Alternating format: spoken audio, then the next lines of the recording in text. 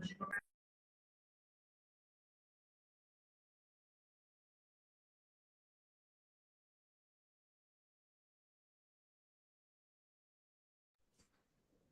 afternoon, everyone. I hope I'm audible and visible.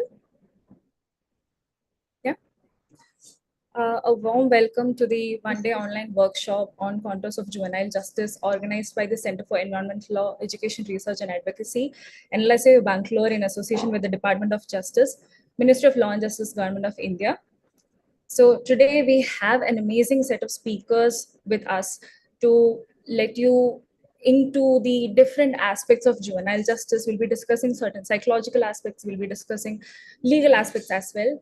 So before we go into our speakers, we'll be discussing specifically juvenile justice.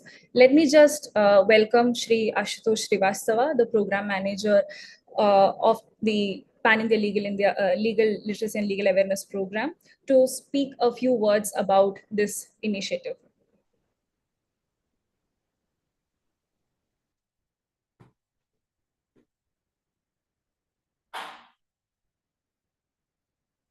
Am I audible? Am I audible, ma'am? Yes.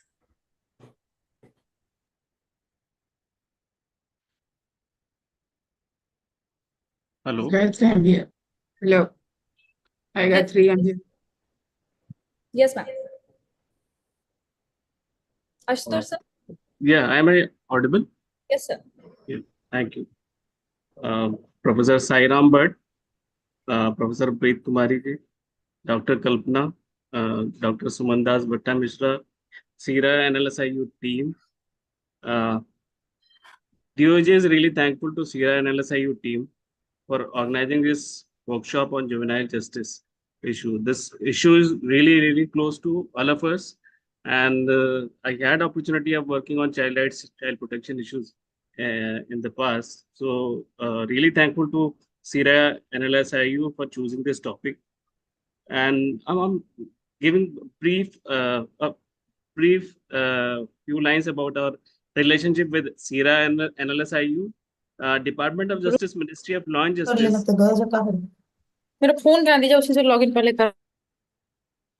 Department of Justice, Ministry of Law and Justice started Pan India scheme called DISHA, Designing Innovative Solutions for Holistic Access to Justice. It was started in April 2021. And there are three programs. First one is Pan India Legal Literacy and Legal Awareness Program, where efforts are on to simplify our laws and in a very simple way, in very interesting way, try to share these learnings with community level people through their different methods. So that's how we got associated with NLSIU Bangalore, and they are especially working on digital legal literacy, how to use these tools and reach out to so many people in a very innovative or interesting way. DOJ is also implementing. There are 17 partners in different states, and they have their own unique projects. It's implemented in their respective states. DOJ is implementing one telelaw program. We try to help people, like someone is facing some legal issue, but that person is not aware where to go. What are the options available before that person? So a person from his own community, from his own village, they help from their common service center. That person is called village level entrepreneur. They help them in scheduling a meeting with a panel lawyer, where anyone can share their concern, legal problem, and suitable options or suitable legal options are discussed or shared with that person. So telelaw program is there. One more program is there, Nyay Bandhu program. There, DOJ is trying to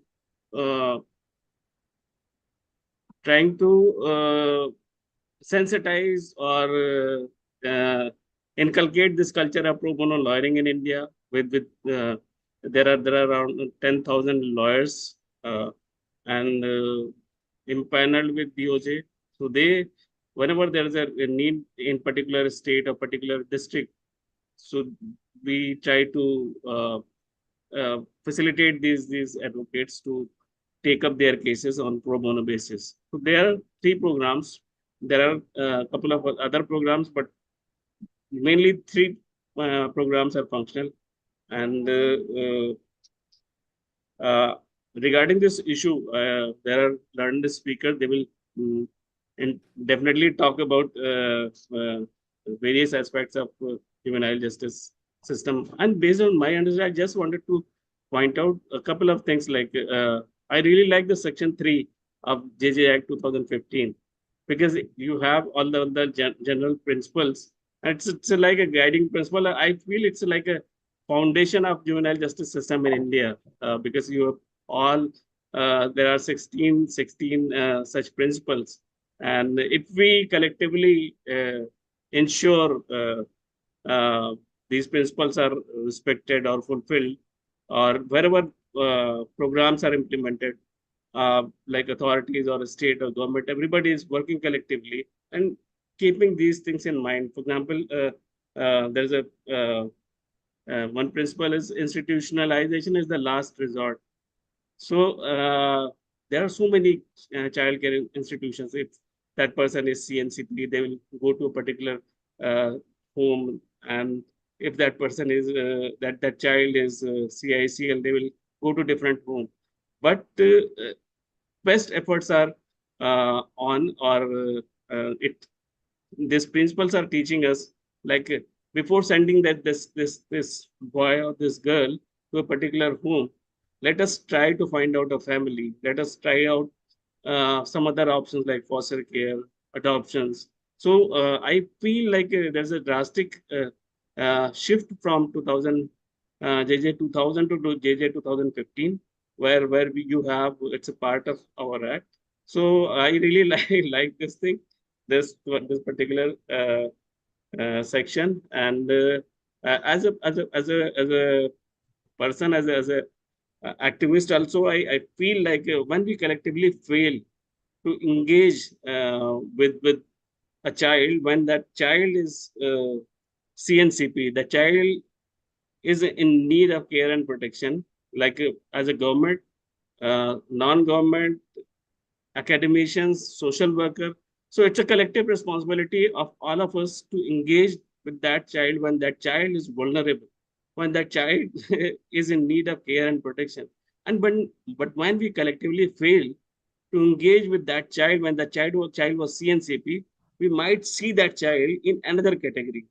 Maybe like we can see that child couple of years later in different category of CICL, in children or child in conflict with law, because there are people around, there are opportunists also. They sometimes misuse their innocence. And so I feel it's our collective responsibility. It's a big responsibility to engage with such such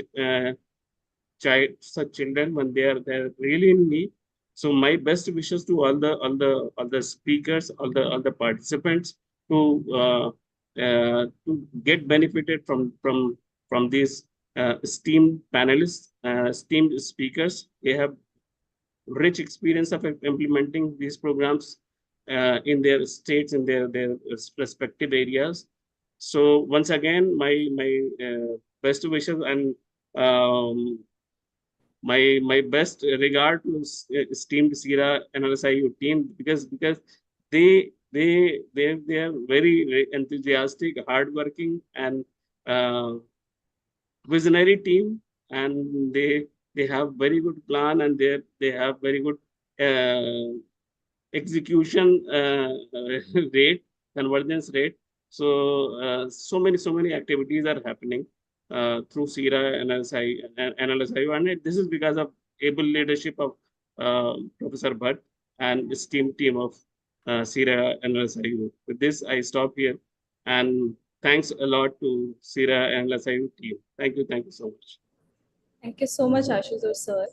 Ashta sir has always been a constant pillar of support and guidance for us for all the initiatives CEERA has undertaken under the DoJ project. And as sir mentioned, it has also been become possible because of the constant support and guidance of Professor Sairam Bhatt.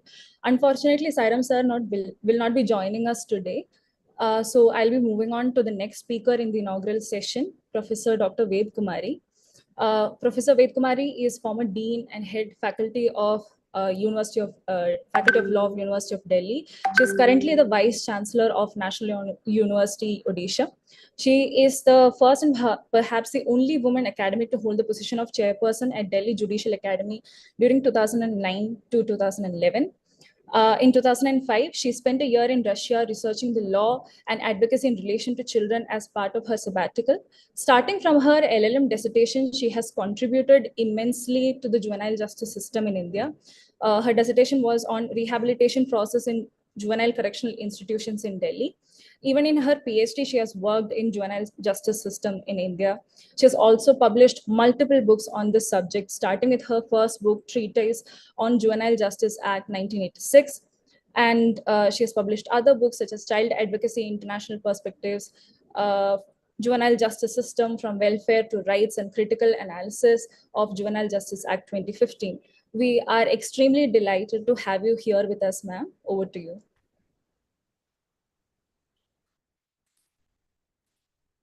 Thank you so much. I'm happy to be here talking on a subject from which I am gradually becoming very, very disappointed. For so many years, I wrote my first book in order to do my PhD because we did not have a book on the subject. And that was way back in 1992, I think. Till now, I'm only seeing regression and not progression for benefit of children. And I ask this, been asking this question always, and I start again. And I think everybody has this Porsche case in our mind when we talk about juvenile justice today. What is our problem with the Porsche case? Our problem is that the magistrate released him immediately. The magistrate asked him to write this essay or do some library reading.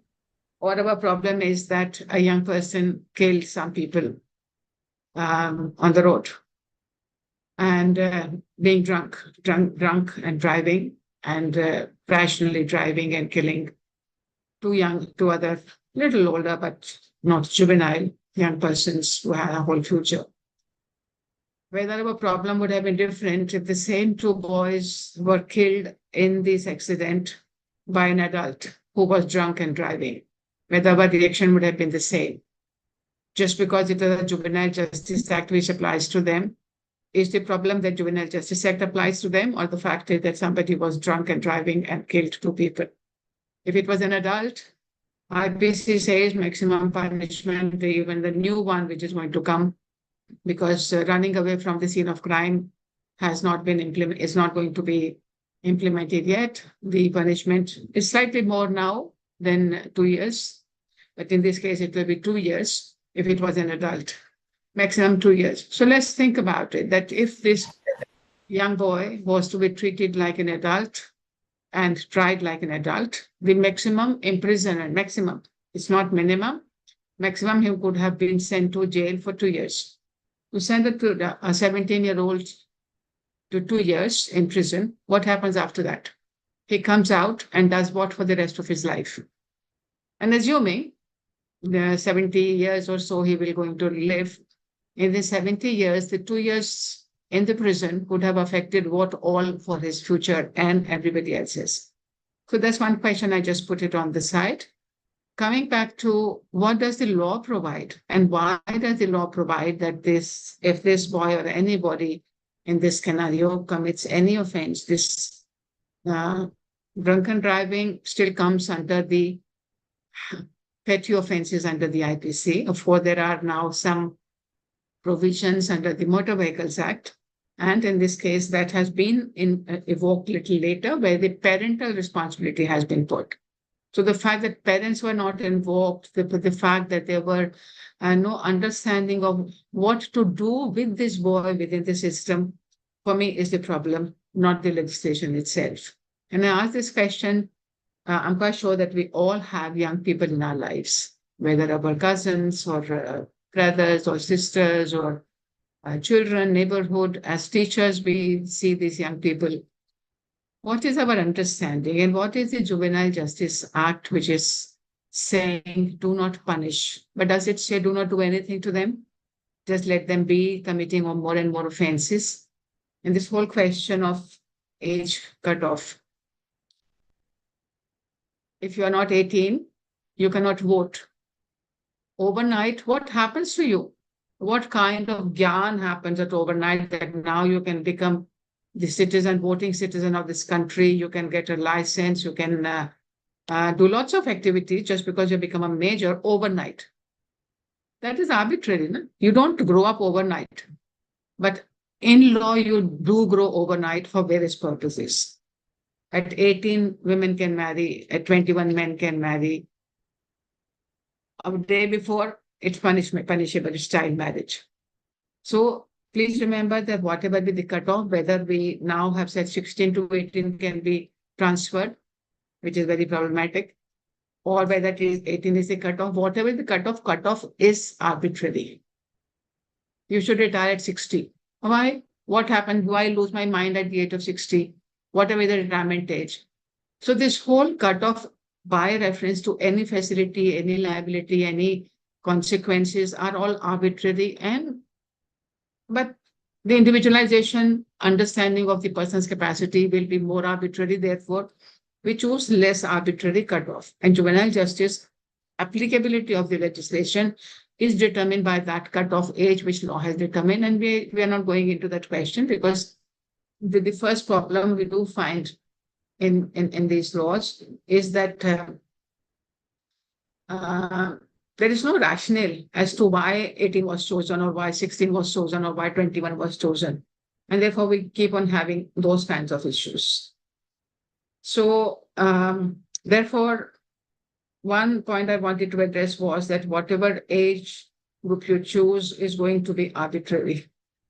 And the second one, that having chosen why should children be treated differently? There was a time, way back in 1860, we did recognize that children of different age groups have different capacity to own crime. Men's clear criteria in Section 8283, below 7 and below 12.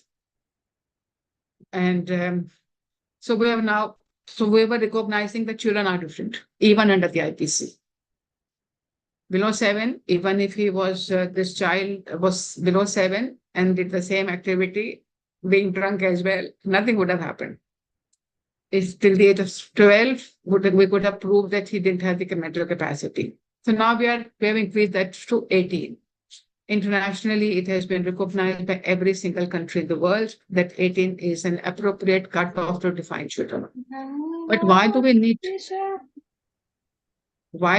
to deal with children differently? One, because childhood, adult, and adolescence are the periods of growing capacities. They're not regressing in their understanding, they're still learning. And the learning capacity is much faster than it is in adults. Once you've set in your ideas, the neuroscience has also told us that the mind is undergoing a lot of changes between the ages of 16 to 20. Lots of things are happening. Hormones are changing.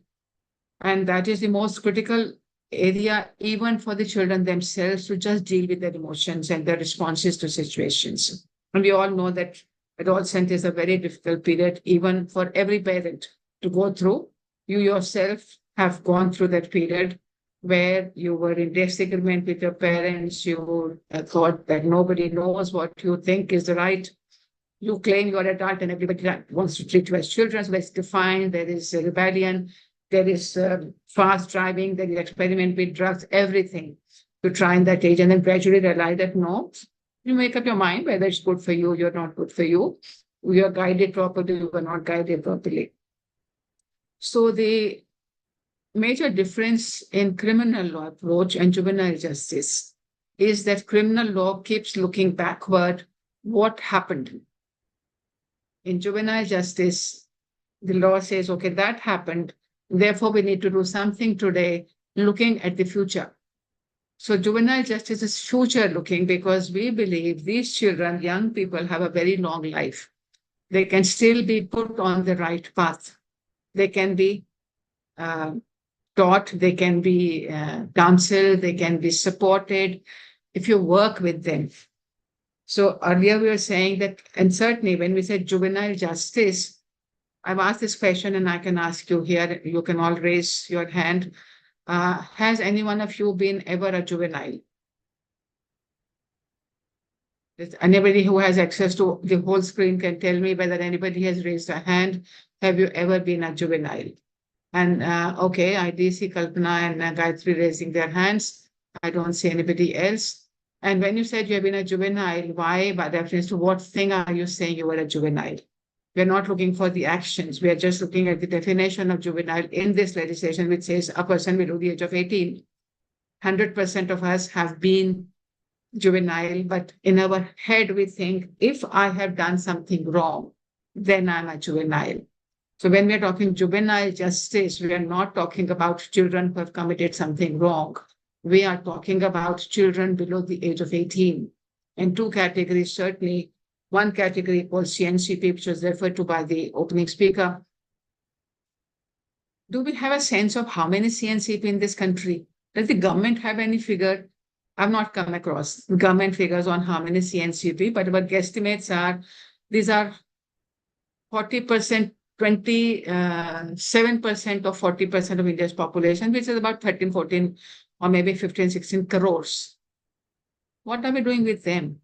How many are children who commit offenses or alleged to have been arrested?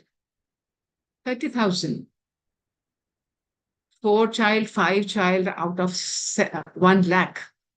That is the number we are talking about. And the whole world is saying, oh, what are we doing with children? Why are we not killing them? Why are we not hanging them? Why are we not sending them to prison? But whether the concept of justice in juvenile means punishing, in that matter, even in criminal law, what justice is done by punishment? The offender is given the desert of his deeds. But is that all that happens in a crime?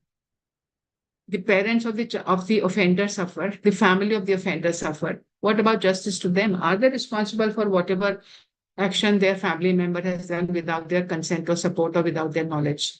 The victim suffers, victim's family suffers, victims in case of rape, the whole neighborhood boycotts them. They have thrown out of the school, they're mentally upset. Sending the rapist to prison, is there justice, sufficient justice done to the victim's family, society? Has the society returned to normal? Justice has a connotation that status quo should be restored. Status quo in terms of mental health, security, sense of security, everything. So just by demanding sending children or adults for that matter to prison as justice is a misnomer. And this is what juvenile justice emphasizes on. It lays down lots of options. It doesn't say let them free, let them do anything. But in my trainings, what happened most of the time, if I give them a murder scenario, they'll say, oh, send him to institution. If I give them a petty theft scenario, oh, release him after due admonition, which is just a criminal law attitude, not a juvenile justice attitude. Juvenile justice would ask us to ask the further question, in what circumstances murder happened? In what circumstances the petty theft happened? If petty theft is happening because he's a drug addict and he has been doing again and again, he must not be released on after due admonition, because we need to look at the child and the future prospects of their rehabilitation and reintegration, resocialization. So we don't ask those questions. We keep on applying our mind in the criminal law justice perspective of sending them to prison as justice. And I think that's the first misnomer which we have to understand about juvenile justice. This is for ensuring a good future for children, which each one of us would want our 16, 17, 18 years to have, not only the younger children. And I certainly think that if you can relate to any young person below the age of 18 as your own brother or your cousin or your somebody who you care for, You don't need to look at the law. You will take the right decision as per the law. But because we have this divide that these are other children, those other children who commit offenses, my children would never do that. We are in a difficult spot. So just because the juvenile justice cases get reported for all the wrong reasons, not for the right reason, that when they were put into the system, how many of them have had great futures? We had this film, who is that runner? The third runner, Olympics. Anyone remember the name? Milkha Singh. Milkha Singh. Seen the film. He was a juvenile offender. So it is not that people have not made good when they were given proper support. In our own families, there would be circumstances where my child did something wrong, but because I supported and the other people did not insist on filing the case, this person was brought on the right path. So in going back to this case, we have the Porsche case in the background lurking in our heads. What would be the appropriate measures which could have been taken within the juvenile justice system? Knowing that he was drunk, one need to find out whether he is addicted, whether it was one time, what is the company is keeping. He has to go through the de-addiction program. He has to get counseling on not having friends who insist on this one. His family counseling is essential. He has to certainly be given certain kind of work, maybe for another supervision, to find out, to deal with families which have lost people in reckless driving. So interact with them, learn how much is the loss. So for them to realize, we have been talking today of restorative justice. Will this boy have the guts to go and meet the family of the victim and tell them how to own up responsibility, to apologize for what he has done, and then for the rest of his life to remember what was the harm caused? All these options are available. In addition, you have the criminal options also, which now the law has taken course of. When we have initiated under the Motor Vehicles Act the responsibility of the parent to allow their children to drive, for falsification of evidence. There are all these other laws which are available to deal with. There have to be compensation given to the victim's family, whatever kind of counseling they require. All that, because it's a group counseling under juvenile justice, this system does permit us to create counselors, first to create the two sides, the victim and the offender side, counsel them. If the victim is really apologetic, ready to accept responsibility, ready to accept made goods, then all these principles of restorative justice, do work on that. Then save the life of the young person and the family which has suffered. So instead of doing all that, we just kind of criticizing all the social media is full of. Oh, look, 18-year-old, you can write an essay. So criticizing what this particular judge is different than attacking the very basis of juvenile justice. I'll stop with that. Anytime there will be interaction, we'll come back. Thank you so much, ma'am. That was a very insightful session. Thank you for throwing those questions towards us so that, most of us might not be thinking about this topic in a very nuanced way. So thank you for pushing us towards to the direction of thinking about juvenile justice in a more nuanced way. I would like to add that it was really an enthralling discussion from Professor Ved Kumari ma'am. Thanks a lot for having chaired the inaugural session. I owe a sense of gratitude to Ashutosh Srivastava ji as well for chairing the inaugural session. And I thank Professor Dr. Sairam Bhatt in his absentia. And with this, we move on to the second leg of the discussion. Now, I think Professor Ved Kumari ma'am has actually set the stage by talking about the need for juvenile justice by speaking about some aspect of the nuances of the mental state of someone who is below 18 years of age as per the law. Now, we would actually move on to the first session, which would be led by Dr. Kalpana Purushottam ma'am, member Juvenile Justice Board, Bangalore. And she is here to speak on the psychological perspective of the Juvenile Justice Act 2015. Dr. Kalpana ma'am is also a professor of social and community psychology at the Indian Institute of Psychology and Research, Bangalore.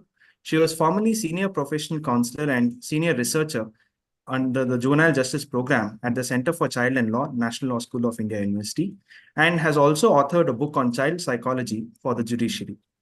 Dr. Purushothaman was instrumental in establishing the first of its kind corporate government judiciary and civil society partnership to set up the Manasa Wellness Center, the Observation Home, Bengaluru, which provides a range of medical and mental health care services for children in conflict with the law. In 2022, she was nominated for the Children's Champion Award by the Delhi Commission for the Protection of Child Rights. She was also awarded the Guru Shrestha Award Karnataka in 2019 for her exemplary role as an exceptional and inspiring teacher for young people from different socioeconomic backgrounds. Dr. Purushothaman also works with survivors of violence and sexual abuse across all genders and is a trained queer affirmative therapist. Kalpana ma'am, I invite you back to National Law School on an online medium. Look forward to hearing from you. A very good evening to all of you. Thank you so much, Rohit, for that kind introduction. Good evening, Ved ma'am. It's a pleasure to hear you as always. And Ved ma'am just reminded me when she was talking about that first book that used to be our Bible, ma'am, the book that you wrote. So I am acutely aware that a lot of us are looking and standing on the shoulders of giants like you when we are doing whatever little we can in this space of juvenile justice. So I'm absolutely honored to be, listening to Ved ma'am. In fact, after a very long time. Ashutosh bhai, thank you. I heard you speaking again. It's a long time since I've met you.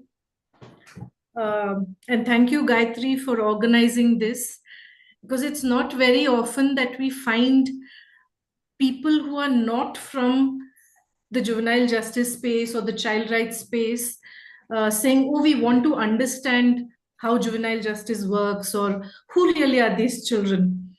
So very often people like us are, we are starved for people who actually are interested in this space. So I'm so happy to see, I was extremely happy when Gayatri got in touch with me and I said, yes, I'm on, right? And it's always a pleasure to talk to young people with the hope that some of you will eventually also visit me, at least those of you who are in Bangalore. Please आइए, हमारी हवेली तो नहीं बोल सकती, लेकिन तरकारी market में जरूर आइए, हमारा ऑब्जर्वेशन होम है वहाँ पे. This is my 15th year of working in that same space. And one thing that Rohit, very kindly mentioned a lot of things in my introduction. One thing that you didn't mention is that I'm also the mother of a teenager. And I consider that to be one of that I have survived is, I think, one of the singular achievements of my life. Also, when ma'am was talking about, this juvenile, jo hum bolte hain na, ki how many of you remember being a juvenile? And I just wanted to give the psychological side of it, the perspective, since that's the topic that I've been given. See, when in the in psychology or in the mental health space, when we use the word juvenile, it simply means immature. In developmental psychology, it means immature, or it means on the clinical side, if we use the word juvenile, it merely means an early onset of something. Okay? So, for example, we use the word juvenile diabetes, infantile jaundice. So, what it means is something that ordinarily occurs in adulthood happens to be that in this particular case, it has happened earlier. Therefore, juvenile diabetes. Diabetes is a condition usually afflicting adults, but here we have a child less than 18 who's got it, and therefore it is juvenile diabetes. Now, that is the context in which we use. And yet, like ma'am was saying, very often the word juvenile, and over the, I think at least 100+ years, the word juvenile has always been paired with the word delinquent. Okay, and somehow that has also taken on a lot of negative stigma and connotation that is usually attributed to this entire group of children who are less than 18 years of age. I do have a presentation, and I'm wondering whether I should do the slides. If Gayatri, I've shared the presentation with you, and I have 21 slides and 25 minutes.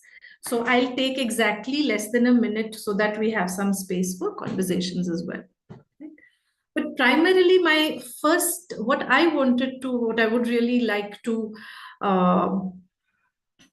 cover is, I have 4 questions basically that I would like to, share with you. One, I'd like to talk about who really are these children who are coming into our juvenile justice system. Who really are these? And specifically, I would like to talk a little bit more about the children who come into conflict with law, because very often they are the ones that there's a lot of controversy around, and they are in the spotlight. The second question I would like us to think about is, what kind of childhoods do these children have before they enter the juvenile justice system? And once they come into the juvenile justice system, what really happens to them? And having said that, my question, like Ved ma'am was talking about when she spoke about the restorative justice system more as an option, and the options that are available to us in the juvenile justice system as compared to the criminal justice system, can we reimagine our idea of justice? And can the juvenile justice system actually be a healing space? Okay, I'm after all a health professional who comes from the mental health space. So can this be a healing space that restores this child's sense of humanity, instead of having a punitive, abusive setting that merely mirrors the environments that they are coming from? Now, as per the JJ Act, children are divided into 2 broad categories. One, of course, as you know, are the children in need of care and protection, and the other are the children in conflict with law. Now, if you look at the definitions, children in need of care and protection are described as those children who typically in our heads are, victims. So children who may be abandoned, orphaned, victims of sexual abuse, physical abuse, violence, neglect, or children who are struggling with substance abuse, begging, homeless, children with disability, all of these children are classified or categorized as children in need of care and protection. And then we say that those children less than 18 who have allegedly violated some law, these become the children in conflict with law, right? But what I want to really emphasize today is that, this is a division that is created by law, but in real terms, these are the same children. In terms of their psychosocial profiles, their backgrounds, these are the same children. Okay? And Gayatri, just a small request. As I'm speaking, would it be possible for you to, run the presentations? Yeah. Okay, thank you. So, and in that context, see, the very heart and soul of the JJ Act is not about punishing children. It is about helping children to actually grow into healthy, happy, responsible citizens, contributing citizens of the society and communities that they belong to. And therefore, the goals of juvenile justice are stated as, reform and rehabilitation, social reintegration, and therefore prevention. What can we do to see that children do not come into the justice system at all? Okay. And when I say that, I know, some of us, our minds immediately go on to, and this is a criticism that I face all the time, saying that, oh, so you mean that these children should be allowed to, especially not just children, but adolescents, should be allowed to run wild and do whatever they want, and we must just be lenient with them.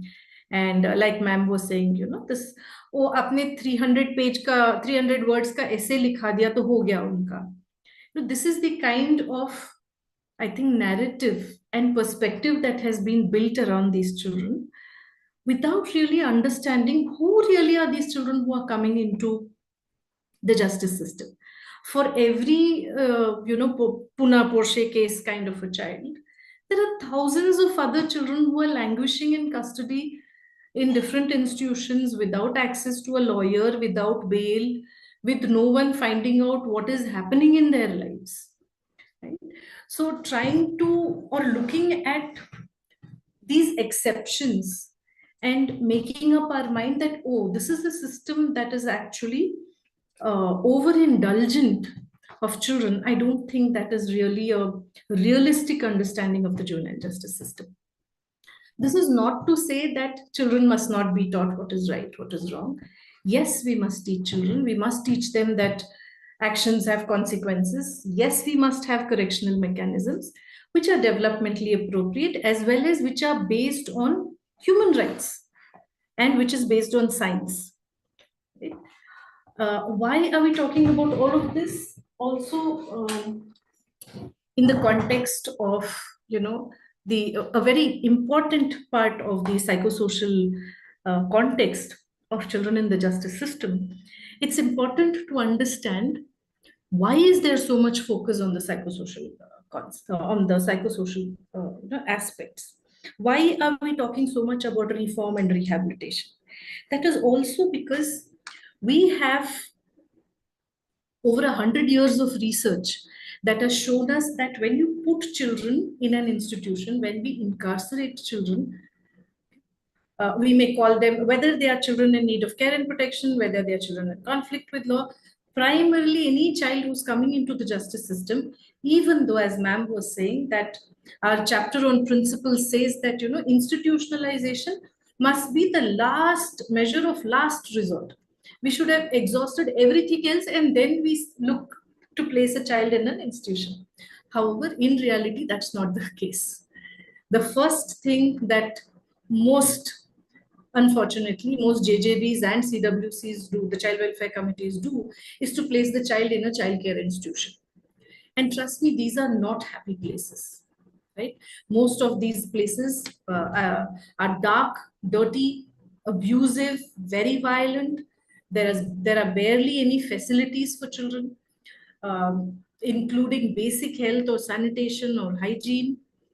And the people who are given the responsibility of looking after children are often people who do not really have either the skills or the qualifications or the experience or the aptitude or even the interest to take care of children.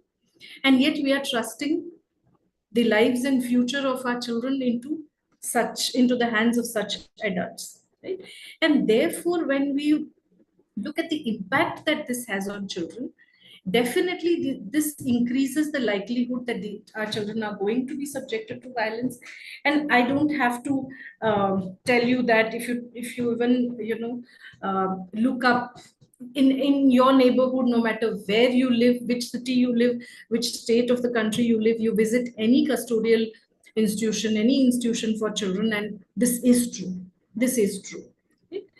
And when ma'am was talking about, saying how the JJ Act is future focused, we want children to, grow into healthy, happy, responsible adults.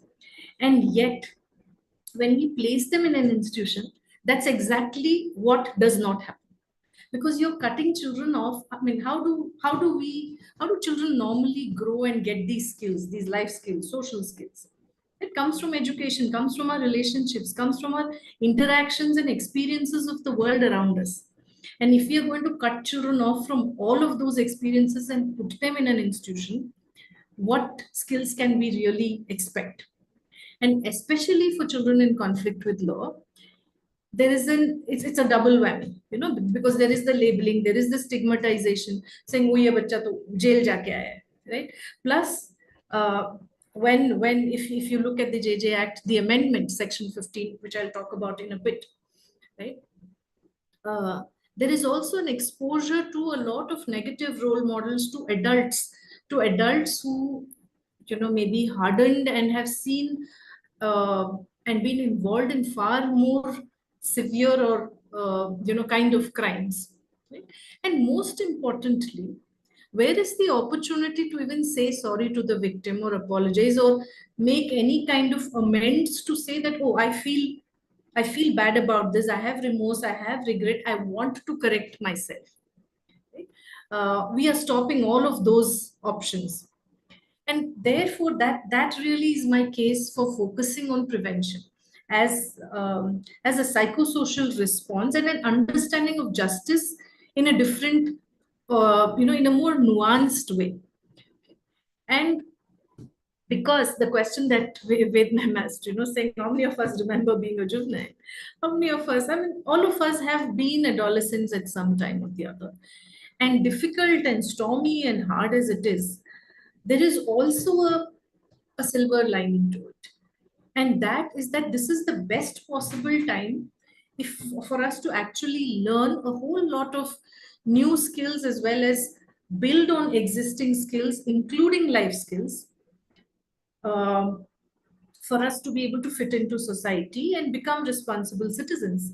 And therefore, at that age, instead of sending juveniles or instead of sending these troubled youth into prison and into jails and into custodial setups where they are going to be groomed into becoming career criminals, instead, if we made available a whole basket of options that allow them and that encourage them to actually reform and rehabilitate. There's one little thing that, if there is even one thing that you take away from our talk today, it is this, and I make sure that this is one slide that I share with every community that I address. Because this is a question that seems to be, that just doesn't go away. It has been haunting us since the Nirbhaya case and it doesn't seem to go away. And it comes back every time there is any kind of, a case that is kind of, there's a sensational case that catches everyone's fancy and the media talks about it. And that is this question of, should adolescents be treated and punished like adults when they are also seen to be capable of committing offenses that are similar to those of adults. And this is the psychosocial perspective, the psychological and the neurobiological perspective that I would like to share with you. There's a whole lot of research on this, and those of you who are interested, I'll be happy to share more. See, basically, there is so many changes happening in the structure and functioning of our brain between the ages of 12 to 13 till the ages of maybe 24, 25, for about 10, 12 years, right? So the changes and the growth doesn't stop at 18, even though legally, yes, 18 is that, point where you're saying that less than 18 is a child and above 18 is an adult. Neurobiologically, that's not how it operates, right? So what is really happening is that there are so many changes, yes, driven by hormones as well as a whole lot of neurobiological processes in the brain. And that part of the brain that actually controls and regulates behavior is our prefrontal cortex, which is right here, just behind the forehead. And that actually is the last to mature, and that usually happens technically usually after 17, 18, right? And it goes on right up to our mid-20s.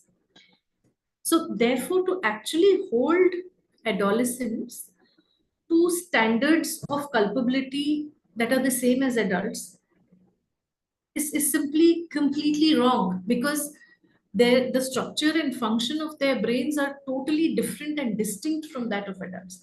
They are still a work in progress. Yeah. And that is something which one must understand when we're dealing with adolescents. So it's easy to get carried away by these, adult time for adult crime kind of slogans and sloganeering and narratives of that kind of portray juveniles as predators or super predators, or these horribly out of control adolescents that are out to wreck society kind of a thing. I think this is where we need to pause and think whether those narratives are really true, because they simply aren't. So to talk a little bit about what could be the psychosocial profile and of children who actually come into the juvenile justice system. Like I said earlier, the Pune Porsche case, or there was earlier a Mercedes case, or even the Ryan International case, these are the exceptions. These are not the cases, these are not the children we are seeing over and over again. More than 95, 96%, these are probably a very small, minuscule percent of cases that we're seeing. Most of the cases that we're looking at, you have a range of psychosocial risk factors that are pushing children to actually come into the justice system, where they become even more vulnerable to actually come into conflict with the law. These are some of the statistics for those of you who have a research bent of mind and would like to, understand. Like ma'am was saying, there's very little in terms of data that we have. So the little data that I have, I'm sharing this with you. This was part of my doctoral research on the mental health of children in conflict with law, and the kind of counseling and mental health services that are provided for children. Right? So if you look at the data over, the age, the very age, the fact of them being children or adolescents is reason enough for children to come into conflict with law. And if you look at it, almost 75% of them are from 16 to 18 years. And therefore, those of you who are interested in policy and research, we must ask questions of then, why does our Right to Education Act stop at age 16?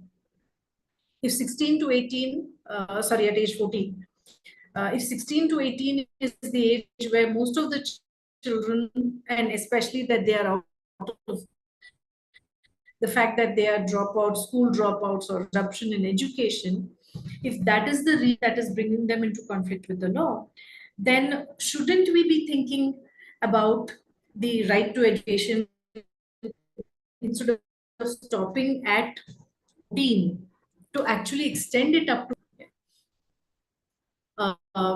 again, no guesses for this. Absolutely, almost every child who's coming into the juvenile justice system is either poor or very poor. Those are the only two options we have.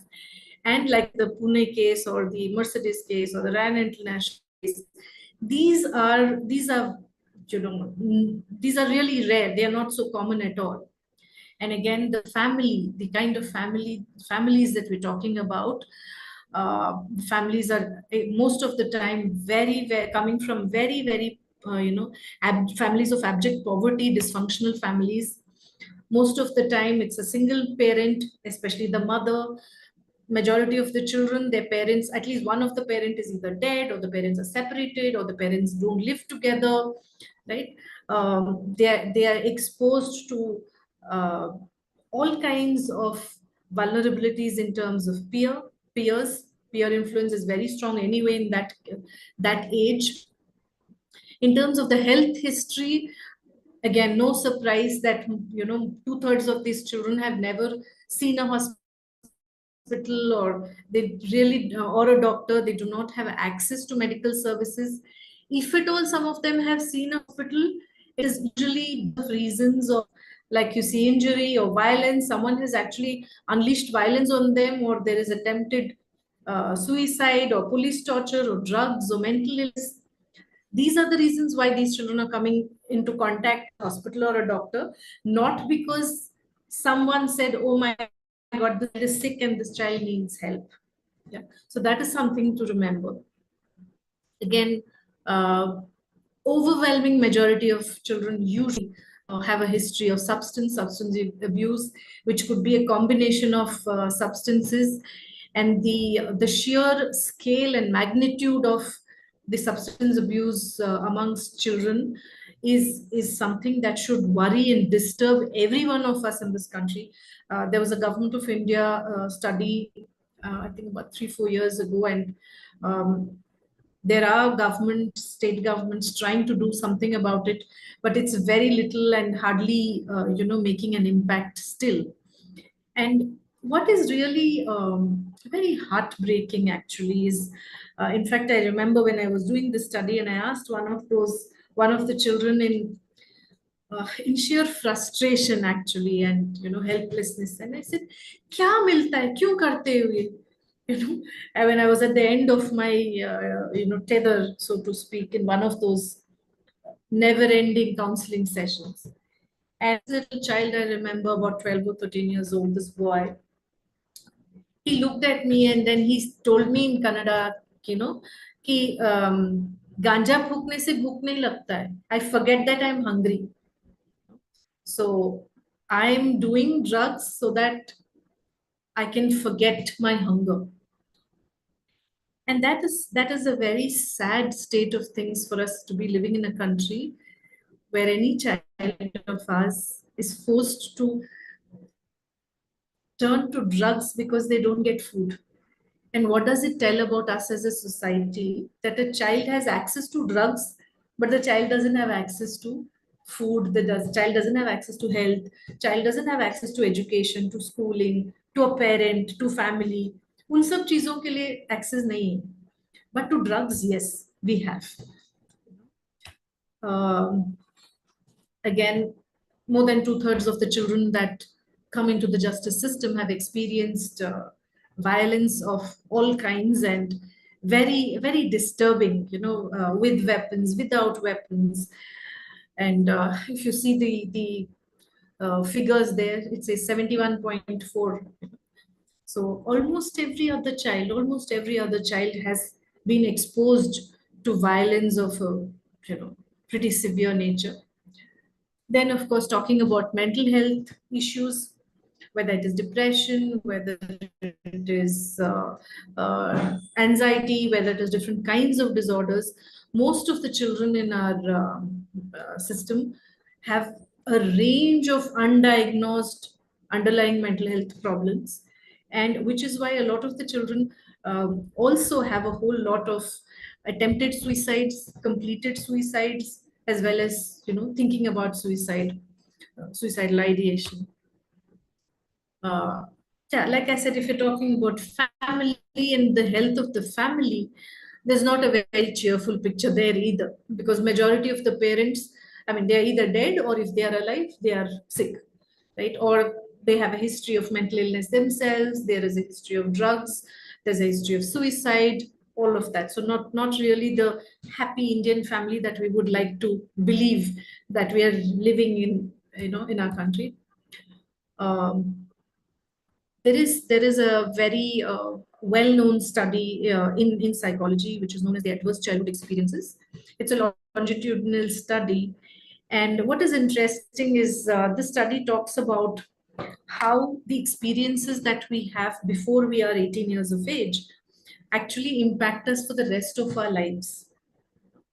And they give a list of adverse childhood experiences, or ACEs as they are called, which they say that if you have even 3 or 4 ACEs in your history, in your developmental history before the age of 18, it means that you should be really worried, because you're likely to have a mental health problem, you're likely to have problems in your relationships, you're likely to have problems when you're trying to find a job, you may be in for a divorce and all of that, which is with just 3 or 4 adverse childhood experiences. And this should disturb you rightly, because in India, and at this moment, this is just a representational, this is just one study that I've done. The average number of ACEs for a child in the justice system was 11.73, right?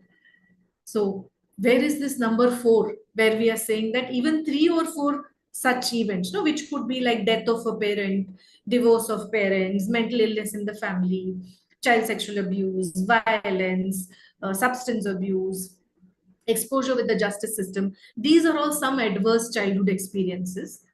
And the research tells us that even 3 or 4 is enough to kind of, make life really hard for someone even after the age of 18. And here we're talking about our children in the Indian justice system who are at an average of 11.7. So that is something that we must keep in mind. Every time there are these calls calling for harsher laws, death penalty, hang them, punish them, kill them, give them chemical castration, and all of these kind of, really bizarre suggestions that come up calling for harsher and harsher laws. We must remember that it is these children who these laws will become applicable to. Not the Pune child, not the Ryan International child, not the Mercedes case child. It is these children on whom these laws will be applicable. And that is something that we must, kind of remember whenever we are making these calls for harsher laws. So what do we really need more of? Well, this is the dream of every idealistic or foolish, whatever you call, child rights person and mental health person. Of course, we need more programs for vulnerable children, at-risk populations.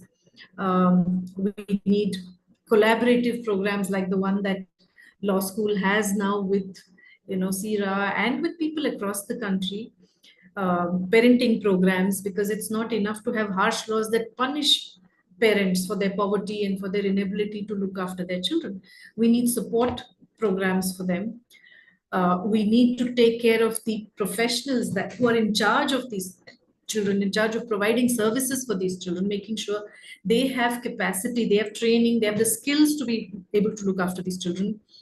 De-addiction programs across the country, I would say in every community we need. That is the extent to which, I think we don't talk about it, but we thought COVID was the epidemic.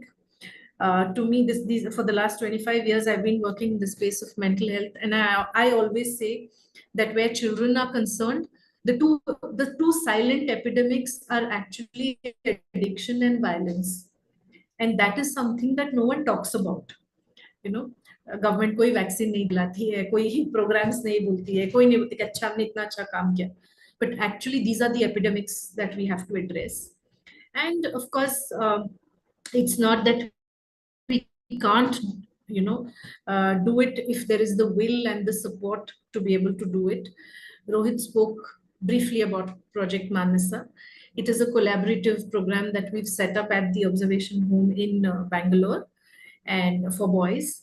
And if any of you in Bangalore would like to visit us, most happy to please come and share. We are happy to share whatever our experiences are, and learn from you. And hopefully, if you, I'm sure there's a lot that we as a community can also learn from the children and families that we work with.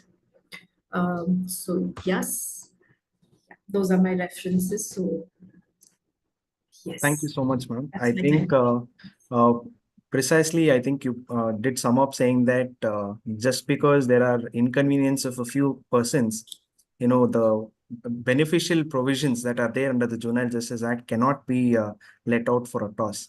So with that words, I would like to invite our next speaker, Dr. Suman Bhattamishra ji. She would be speaking on punishment paradigms for the juvenile delinquents.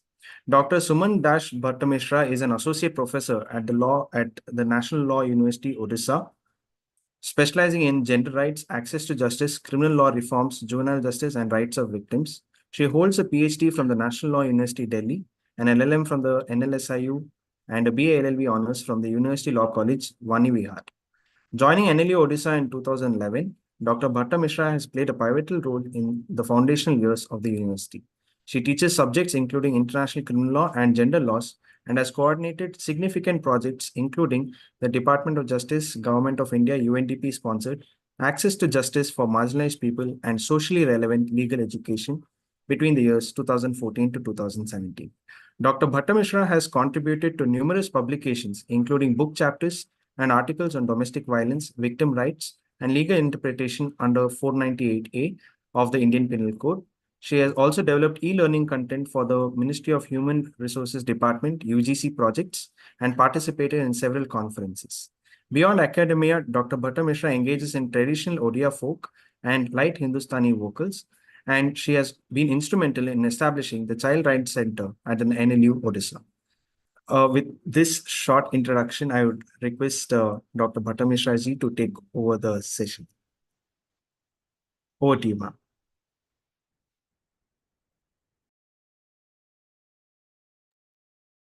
Ma'am, I think you're on mute.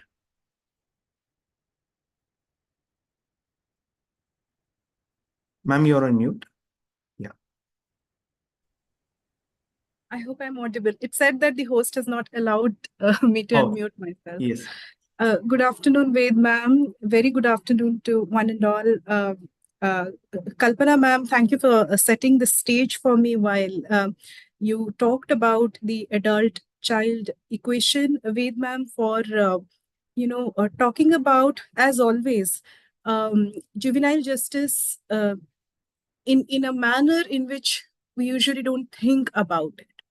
Now, although in my introduction you did mention that I was instrumental in setting up the Child Rights Center, I would like to clarify I was not. I was instrumental in getting a project for the center long back. But I have had some interaction with children in my years of dealing with cases of domestic violence, and that is how the way I look at juvenile offenses and offenders is very influenced by circumstances and factors which we usually do not, talk about. So my predecessors have talked about the realm of juvenile justice and how there's a lot of cacophony in the manner in which we deal with juvenile offenders, and the few minutes that I'm going to speak, I would like to focus on a certain aspect of juvenile justice, because you're asking me to speak on paradigms of punishment, and punishment is very intricately connected with the justice delivery, criminal justice delivery mechanism. I will be talking about the conflict between the idea of protecting and caring for children, even when they are in conflict with law, even when they are offenders, and the idea of punishment in itself. So when we talk about punishment, we talk about taking away an incentive. We talk about inflicting a certain harm or a certain loss very willfully. And we understand punishment as something which is definitely trying to reap the best results for civilized social life, where every punishment must be read in context, is what I have understood from so many years of engaging with criminal law. So when we talk about juveniles, when we talk about children, and then we look at the entire paradigm of punishment which the law, which statutes have created for them, there is a very, very inherent conflict in the way we, approach the whole problem, and the conflict is, further aggravated by the amendment which came about in 2015. So sections 15, 18, read with 21 of the JJ Act, they deal with the entire scenario of treating the child as an adult. Okay, so whereas the preamble talks about caring and protecting for children even when they are in conflict with law, the JJ Act in these provisions talks about treating children as adults in certain scenarios. And for that purpose, we have classified offenses into 3 distinct categories. For instance, we talk about petty offenses, we talk about serious offenses, and then we talk about heinous offenses. And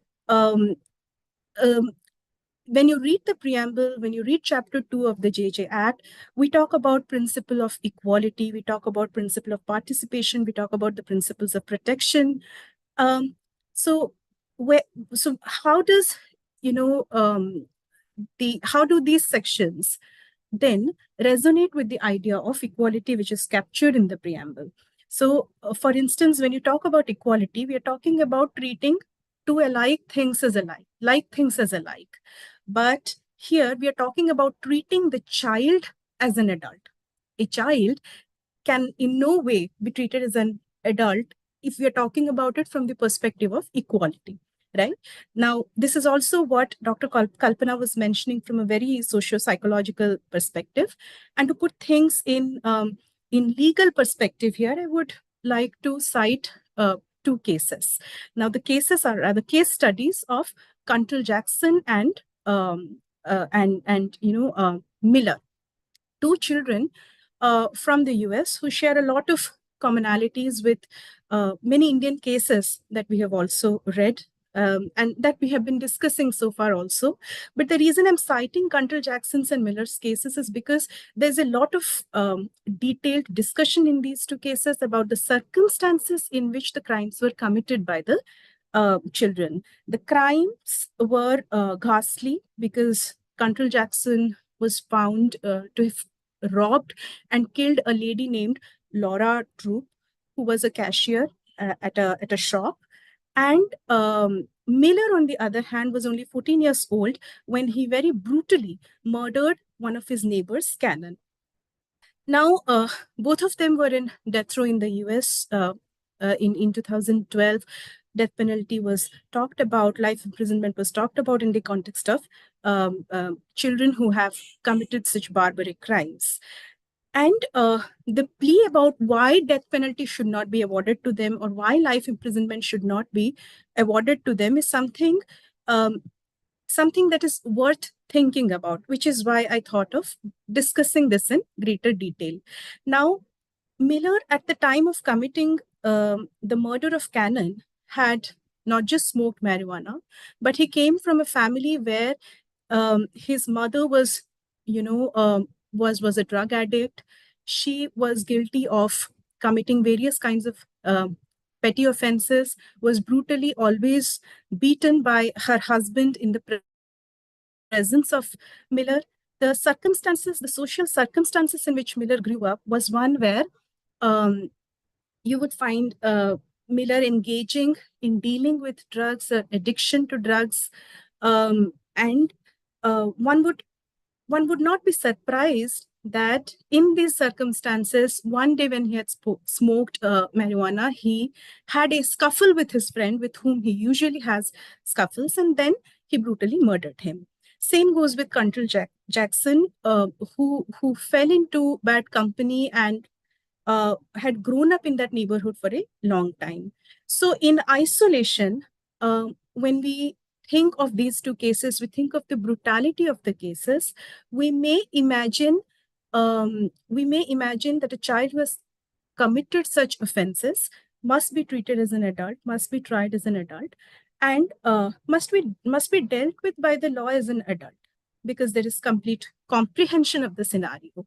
But as Dr. Kalpana was mentioning, biology, psychology, and social reality, they tell us that children cannot be very resilient, cannot be expected to be very resilient to the circumstances in which they are raised.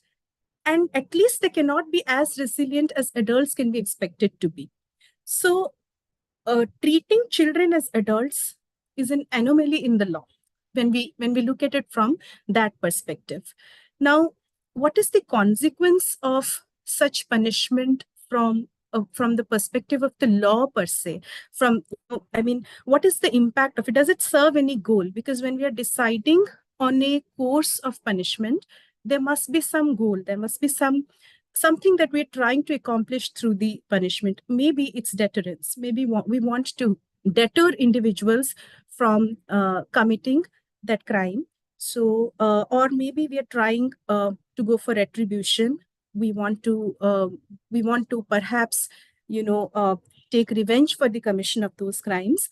But there has to be some goal. Now, in the context of children, however, in the context of juvenile, in the domain of juvenile justice, however, the goal of punishment cannot be one of deterrence, cannot be one of retribution, because this will lead to a collective loss for the society as a whole. The reason I say this has been reiterated several times by Ved ma'am and also Dr. Kalpana, but I will kind of restate it. So if you combine and read collectively sections 15, 18, and 21, we would understand that if a child has committed an offense, if a person is above 16 years of age and they have committed a heinous offense, then first a preliminary assessment report has to be made, and then we have to decide, that the matter goes to the children's court, and then the children's court probably, decides that no, the child has to be treated as an adult, and we finally decide to treat the child as an adult, and all due process is followed for treating for trying the child as an adult. Now, based on these provisions, it would mean that till the age of 21 years, the child stays in a place of safety. But after the child completes the age of 21 years, the child has to be sent back to a regular adult prison. Now because the person is no more a child, the person is now 21 years and above. So let's say that the person was 16 years old when the offense was committed and has now been sentenced to 10 years of rigorous imprisonment. It's very likely that he will spend, let's say, 2 years or 1 year in an adult prison. And the collective result of it would be that instead of us, because the JJ Act aims at rehabilitation of children, reformation of children, it aims at reintegrating children with society. So if these are the goals, are we actually reaching these goals by sending children to prison at sending young adults rather to prison at the age of 21? Because this has more potential of leading to recidivism than in leading children, leading young offenders in the direction of reintegration or rehabilitation. So because in adult prisons, you would find young adults interacting with hardened criminals. You would find them probably getting more social reinforcement for doing what they have already been doing. So the general tendency could be that, oh, you have already committed a crime and there is no going back for you. So why don't you, we welcome you into our world. Why don't you just be like us? And so that part of society is not ever going to welcome you back, but this is now going to be a domain for you. So if the goal of punishment is to rehabilitate, to reform, and in fact, using the word punishment is kind of harsh here, because probably we are trying to disincentivize the wrongful conduct. But if the idea is not retributive or a deterrence, if the goal is not retribution or deterrence, then here a better method would be to go for other forms of punishment, which have been other forms of treating the offender, which have been mentioned in the JJ Act, whether it's admonition or community service or or other patterns of punishment which have been provided. Now, speaking of punishment, and considering also that we're dealing with a very sensitive topic, the question which we often fail to ask ourselves is, even when we are treating the child as an adult, at what point of time does the child become an adult? So beyond the numericals, what is it that goes into the determination of the fact that the child is an adult? So, so for instance, when the board decides that, I think in 2018, there was a case which involved the murder of a 3.5 years old child by two other children who were 16.5 years old and 17.5 years old. And the question here was, should these young offenders be treated as adult or not? And I think it was the case was with Bombay High Court. but there was a lot of deliberation on how do you determine that this person should be treated as a child and all of as an adult, and all of it boils down to mental capacity. So on the one hand, we are saying that it is important for us to adhere to the principle of equality. It is important for us to treat, to provide the protection of law to children, even when they are in conflict with law. And at the same time, we have to keep on working on formulae to you know to kind of establish that this particular child must be treated as somebody who is fully mature and fully, capable of understanding the nature and consequences of their actions. This is a richly criminal law perspective of things, because what we do in these cases is we try to find out whether the child understood the nature and consequences of their actions and was mature enough to understand the nature and consequences of their actions. But the entire regime, the entire domain of the JJ Act was built on the idea that the maturity of children cannot at any level be equated with the maturity of adults. So the resilience that we are looking for in adults cannot be expected from children, A, because of the lack of neurological development, and also B, because in most of these cases, we are dealing with adolescents. So adolescent behavior, the development that takes place in the human body cannot be equated with, with the development which, or with the capacity of a fully rational adult. So, so we must also not lose perspective of the fact that the change was introduced into the Juvenile Justice Act as a follow-up of what happened in Nirbhaya. So it was actually a wave of emotions that led to an amendment in a pre-existing, almost very reformative, very progressive piece of law that existed in the form of the 2001 Juvenile Justice Act. So, so I think from the political side of things, and from the in the context of the background in which the amendment has taken place, we were in a great rush to punish people, even though they were young, for offenses that we thought were abhorrent.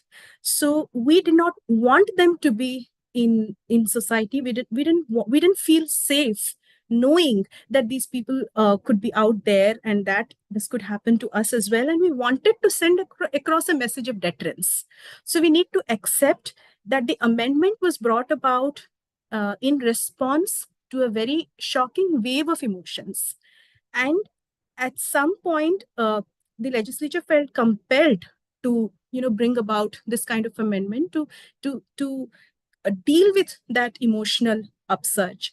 And we are now talking about deterrence as a model of punishment, or for individuals who are not probably even in a position to choose rationally, who may not be mentally fit to choose rationally, who may not be even physically developed enough to, choose rationally, and who, because of their compelling circumstances, may not be in a position to exercise their rational powers at all. So in this context, when we look at the Porsche accident that we are all talking about and reading about, or when we look at the various forms of punishment which are laid out there, I think one needs to somewhere balance the equations. I'm not saying that it's an easy thing to do. What I'm saying is that the balance is, howsoever difficult, is highly required. Now, I'm not sure if writing a 300-word essay is enough as a form of punishment, or if it's doing justice to the family of the victims who were very innocent, just driving on their bikes back home, and somebody who is very drunk comes and rams through their vehicle.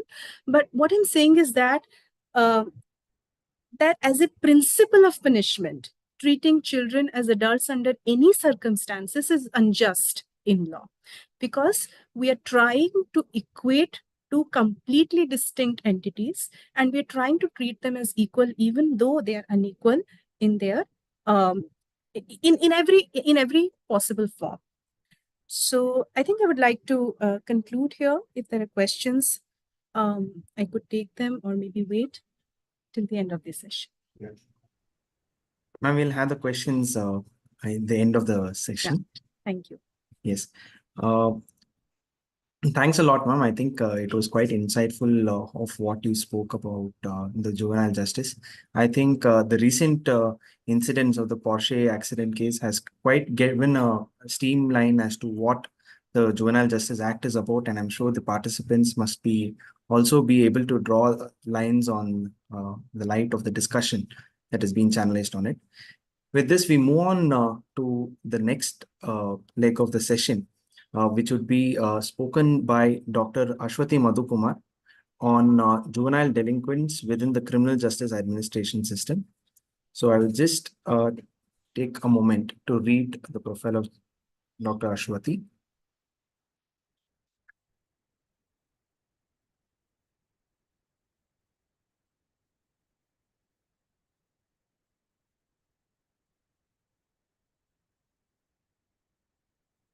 Dr. Ashwati is an assistant professor at the Indian International University of Legal Education and Research, Goa, and has completed her criminal law with undergraduation in IPC, postgraduate in general principles of criminal law, and a bridge course on CRPC and evidence law classes. She completed a PhD from the ILI New Delhi in May 2023. She holds an LLM in criminal law from the same institution.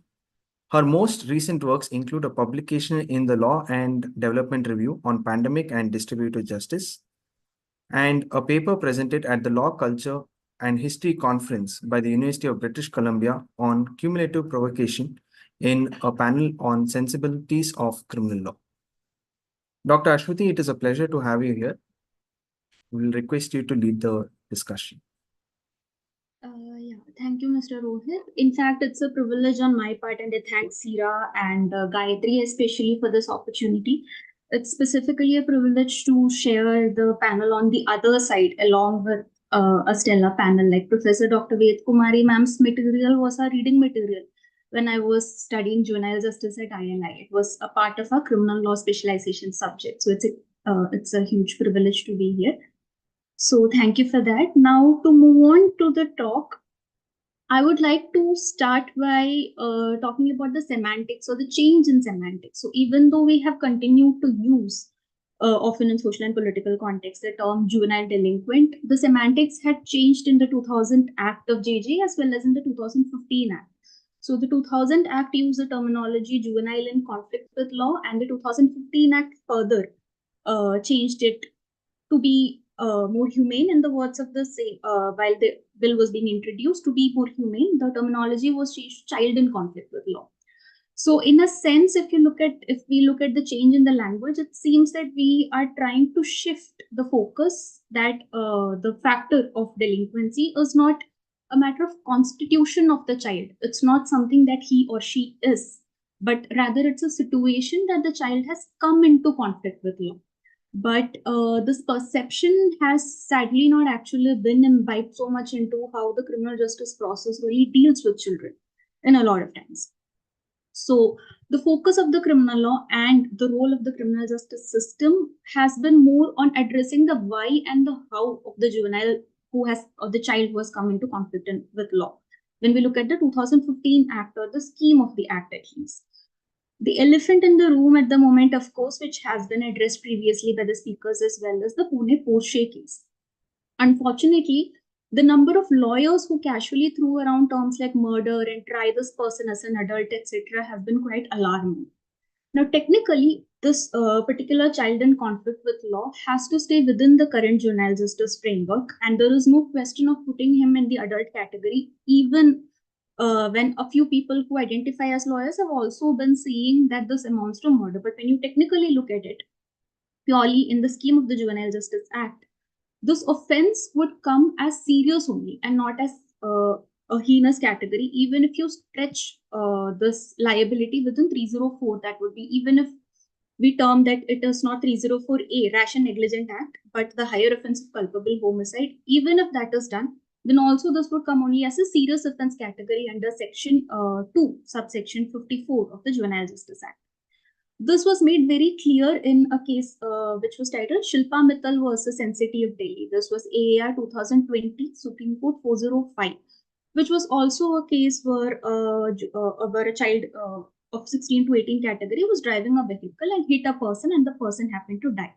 Now, this child was charged with 304, punishment of culpable homicide, instead of 304A, which would have made it a petty offense. But at this point in time, when the Juvenile Justice Board held that this child will be tried as a juvenile, as a child and not as an adult, this person, Shilpa Mittal, was actually the sister of the deceased person. And this case reached the Supreme Court, where the Supreme Court called out a fourth category of offenses. The language of the JJ Act actually names 3 petty offenses, which carry a maximum of up to 3 years. Serious offenses at this point in time, pre-Shilpa Mittal, was 3 to 7 years, and serious was which carried a minimum punishment of 7 years. Shilpa Mittal pointed out to the court that this offense of culpable homicide carries a maximum punishment of up to 10 years. So Supreme Court realized there is a fourth category which has not actually been addressed under the JJ Act as such, where the maximum punishment is over 7 years, but the minimum is either not stipulated or is not stipulated in that case. So the court, after looking into this fourth category and seeing as how Juvenile Justice Act looks at the best interest of the child, so if the interpretation could go against the child and in favor of the child, then we would interpret it in favor of the child. So the court said, the Supreme Court there held that in cases where the maximum punishment is over 7 but no minimum is stipulated, then it will be regarded as a serious offense and not a heinous offense, which would be relatively more in favor of the child. That was later also taken into the legislation by way of the government also enacted an amendment, a major amendment of JJ Act was done in 2021. Most of its sections which were amended were regarding adoption and all, handing over powers to the district magistrate as opposed to the judicial magistrate. But the same amendment amended section 2, subsection 54 to include the part of this judgment into this. So now it's very specifically clear in the act also that an offense, even if it comes under culpable homicide, will be serious and not heinous. Technically, the relevance is that even if by some stretch of facts, this juvenile in the child in the Porsche case is charged with culpable homicide, then also under law, it's not feasible at all for the child to be tried as an adult at all. Now, this is important to note and to see how where a particular CCL stands within the criminal justice system to avoid confusion, such as the one which is created in this particular case, even sadly and unfortunately, even by people who identify themselves as practicing lawyers. And further, unfortunately, it's seen that in a lot of social media posts, people seem to be naming the child in question. I'm not sure if that's the real actual name of the child or not, but a lot of posts actually name the child, which is further in violation of section 74 of the Juvenile Justice Act, which specifically says that the name is not supposed to be published at all. The privacy of the child is supposed to be protected. Forget the name, even details which could indirectly lead to the identification of the child, such as the name of the school of the child, etc., that is also not supposed to be put out there in public. So what is happening in that case is really unfortunate and against the principles of the Juvenile Justice Act as well. Now, children in the criminal justice system, no matter how bad public outcry regarding a specific crime might be, are actually given a very protective environment. Even if the CCL in question might have committed an offense which is clearly heinous as opposed to something that is in the gray area. For instance, you can a reference was made to the Ryan International School case. The title of that case was Master Pulu versus CBI. Pulu obviously not being the real name of the accused child in question, but the fictitious name which was ascribed by the court to him. In Master Pulu versus State of CBI also, the child was under the section 15 preliminary assessment. The Juvenile Justice Board said that the child should be tried as an adult. There also you can see that the protection of the child is of such utmost importance that the orders of the JJB are not at all public documents, and the name of the child is the fictitious name that has been given. But the trajectory of that particular case is quite interesting to see how a child in conflict with law really moves through the criminal justice system when there is a preliminary examination that is involved, Section 15 examination.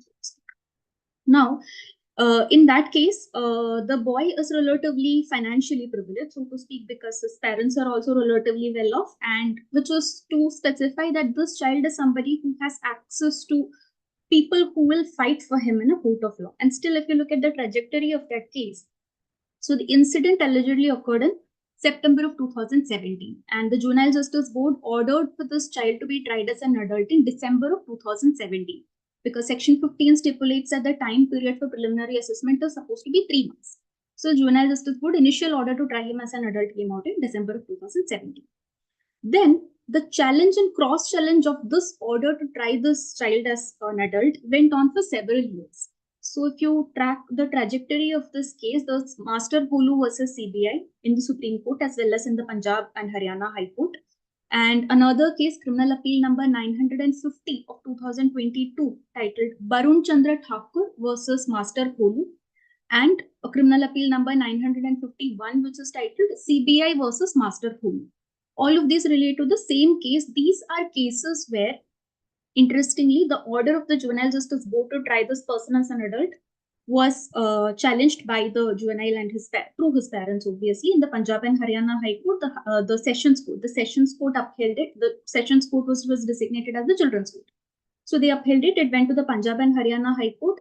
The Punjab and Haryana High Court then sent it back for fresh consideration to the Juvenile Justice Board. Against this, the father of the deceased boy, that was the Barun Chandra Thakur case, went to the Supreme Court. CBI also went to the Supreme Court.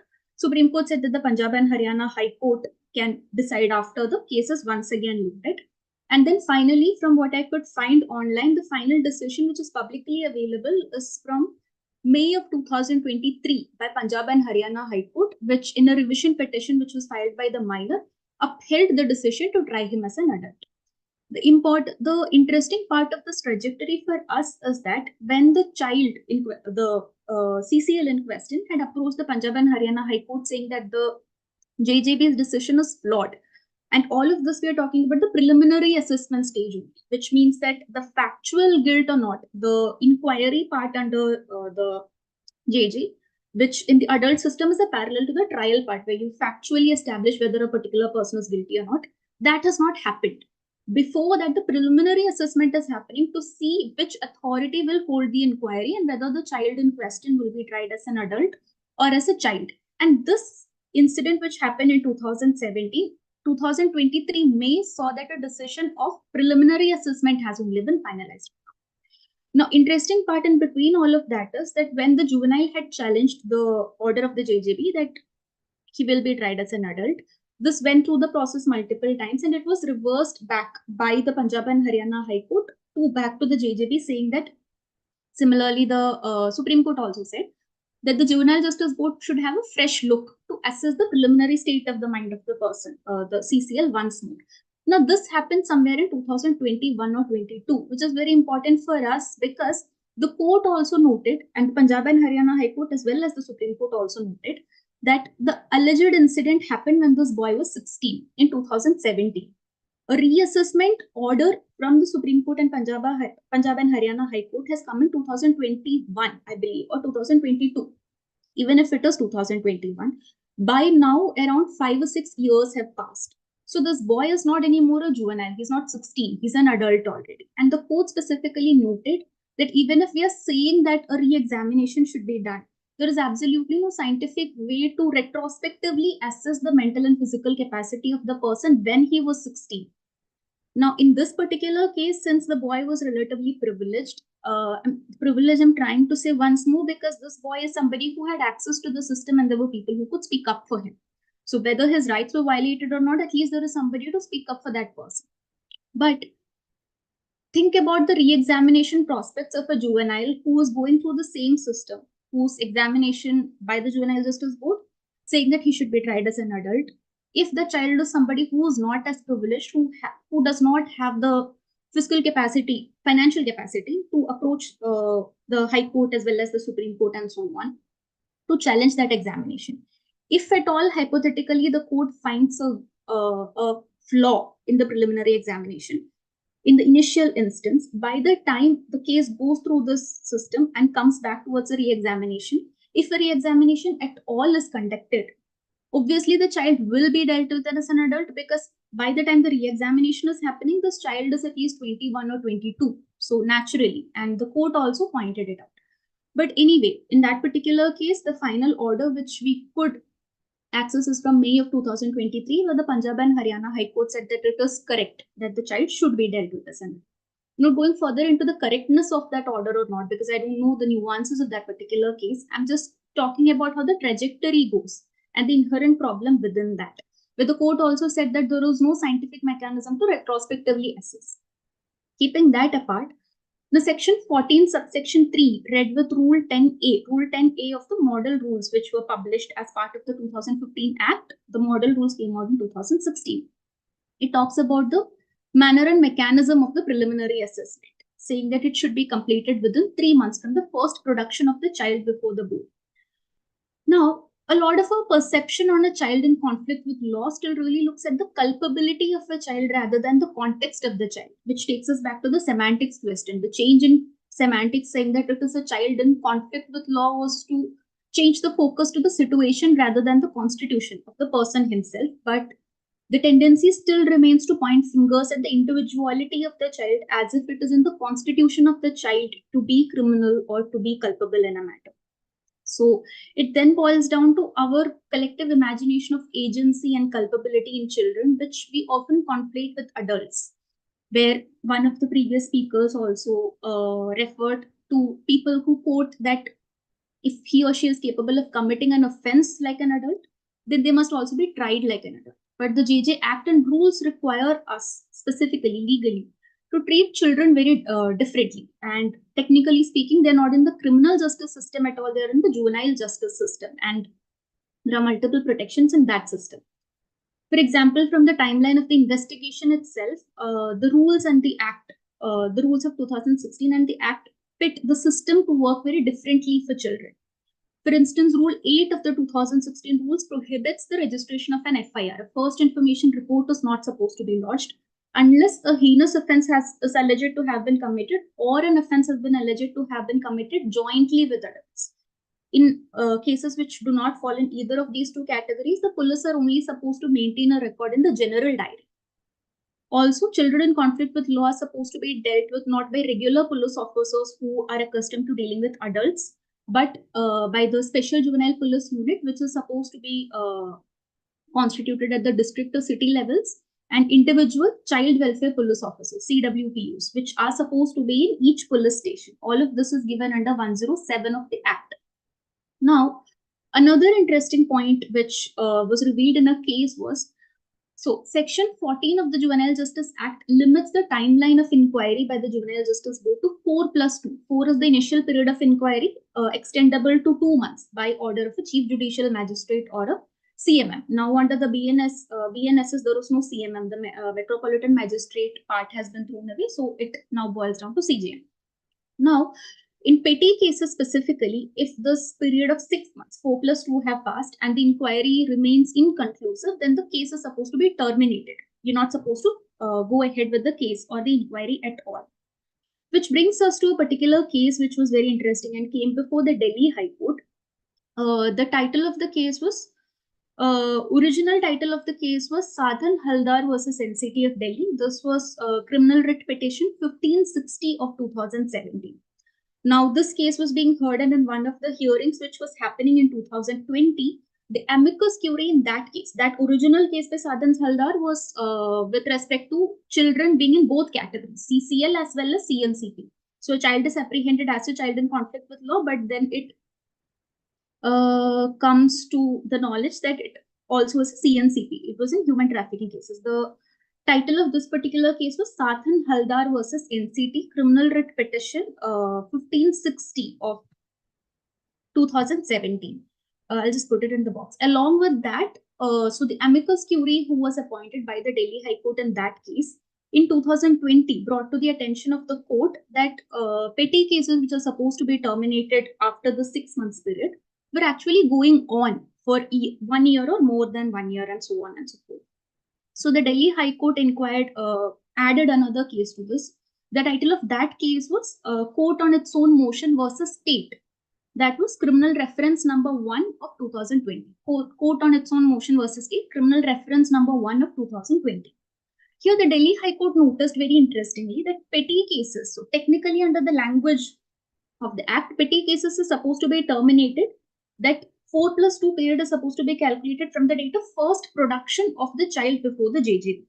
Now, over almost 2,000 cases, in fact, specifically 1,903 cases were pending across 6 JJBs in Delhi on petty cases for over a year or so on. Some of these cases had been between 6 months to 1 year. Some of these cases had been over a year. High Court noticed that this was because, especially because of the pandemic, a lot of children had not at all been produced before the JJB at all. So the first production had not happened. And the calculation of 6 months is supposed to happen from the first production. So the case has been registered, it is initiated, the process is going on, but 6 months termination, natural termination has not happened because the child has not been produced at all. Another reason that the court found out was that the age determination, which is supposed to happen under section 94, that when an offense is alleged of having been committed by a child, either it is apparently a child or the documents of school and birth certificate and all have to be examined to determine whether the person is a child at all or not. That process was also taking more than 6 months. So cumulatively, after a case has been initiated, because of these two reasons, the petty cases which were supposed to be terminated under the law were not being terminated. The court then, after taking it up suo motu as a part of that case, said that this goes against the spirit of the Juvenile Justice Act. So first is that the child has to be produced before the Juvenile Justice Board in any case within 24 hours of the initiation of the criminal process itself, irrespective of whether the child has been apprehended or not, so that the 6 months period is calculated right from there. So that the ridiculousness that the 6 months calculation is not beginning because the child has not even been produced in over a year, that does not happen. Plus, another factor, the court held that the period of age determination is subsumed within these 6 months of inquiry. It's not age determination plus 6. Age determination has to happen within this 6. So that also the court said in that particular case. Now, all of this is not to point fingers at the system. Of course, the system is overburdened with more cases that it can effectively handle in adult as well as in juvenile justice system. Now, no malice also was intended in the above case by the authorities. It's not that they were deliberately failing to produce children before the system. That wasn't the case, but it was just something that happened within the flaws of the system. Another thing was that the court noticed that since apprehension does not happen under Juvenile Justice Act, children are not supposed to be apprehended. Even if they are apprehended under a petty offense also, this was particularly with respect to petty offenses. Even if they are apprehended under petty offenses, they are immediately released. So one of the points which the state raised before the High Court was that there was no detriment to the child because they are not apprehended. The case is still going. High Court answered that the case pending against itself is in itself a detriment, so it is supposed to be terminated. The court specifically said that the 4+2 6 months, the moment the time finishes, the jurisdiction of the JJB automatically comes to an end. So there is no way that you're supposed to be going ahead with the case anymore. Again, a flaw within the system where a child moves with respect to the criminal justice system. The law says something which is protective in nature, but when the system is actually working, it works in a different way. Now, another issue with respect to the new act, which whether it is an issue or not is supposed to be seen, but points were raised when from the time it was a bill, was with respect to the preliminary assessment itself. Preliminary assessment we previously dealt with respect to the Hulu case as well. So when this new system of preliminary assessment for the 16 to 18 heinous category was included in the bill in 2014, the bill was voted. So the parliamentary Rajya Sabha Standing Committee report, the report number was 264. It is available online. The Rajya Sabha Standing Committee looked at the provisions of this bill and gave its suggestions. One of the preliminary suggestions that was made by this committee was with respect to the preliminary assessment and whether it will violate the fundamental principle of presumption of innocence. So the act and the rules of JJ specifically say that it is not supposed to be a trial at all. But when the system actually goes on, the committee report, it was in paragraph 9.2 of page number 58, and then subsequently in paragraph of 10.3, where it specifically noted that the provision requires, and I quote, The provision requires JGB to assess whether a child above 16 years of age who has committed a heinous offense has the physical and mental capability to commit the offense along with the circumstances of the offense. In other words, it implies an assumption that the child has already committed the alleged offense. This was an apprehension which was pointed out by the Parliamentary Standing Committee with respect to how the preliminary assessment might work against the interests of the child. Specifically, for us to keep in mind that preliminary assessment happens before the factual inquiry into whether the child has committed the offense or not. That happens. Preliminary assessment happens before that. Factual inquiry comes later. So this is why the committee had pointed it out. Now, another factor which the Parliamentary Standing Committee had pointed was that in the bill, the preliminary assessment was supposed to happen 1 month.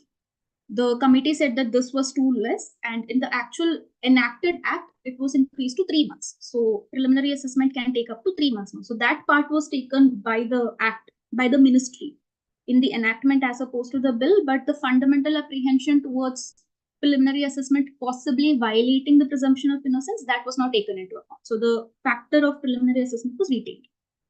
Then this becomes interesting. So Suman ma'am referred to a particular case, and I'm happy because the same case, Mumtaz Ahmed Nazir Khan versus State of Maharashtra, 2019. Mumtaz Ahmed Nazir Khan versus State of Maharashtra was the case where two boys, one 16 years and 6 months-ish and one 17 years and 6 months-ish, they were both living in the same society, and they allegedly kidnapped a 3.5-year-old child and made some ransom calls to the parents and all.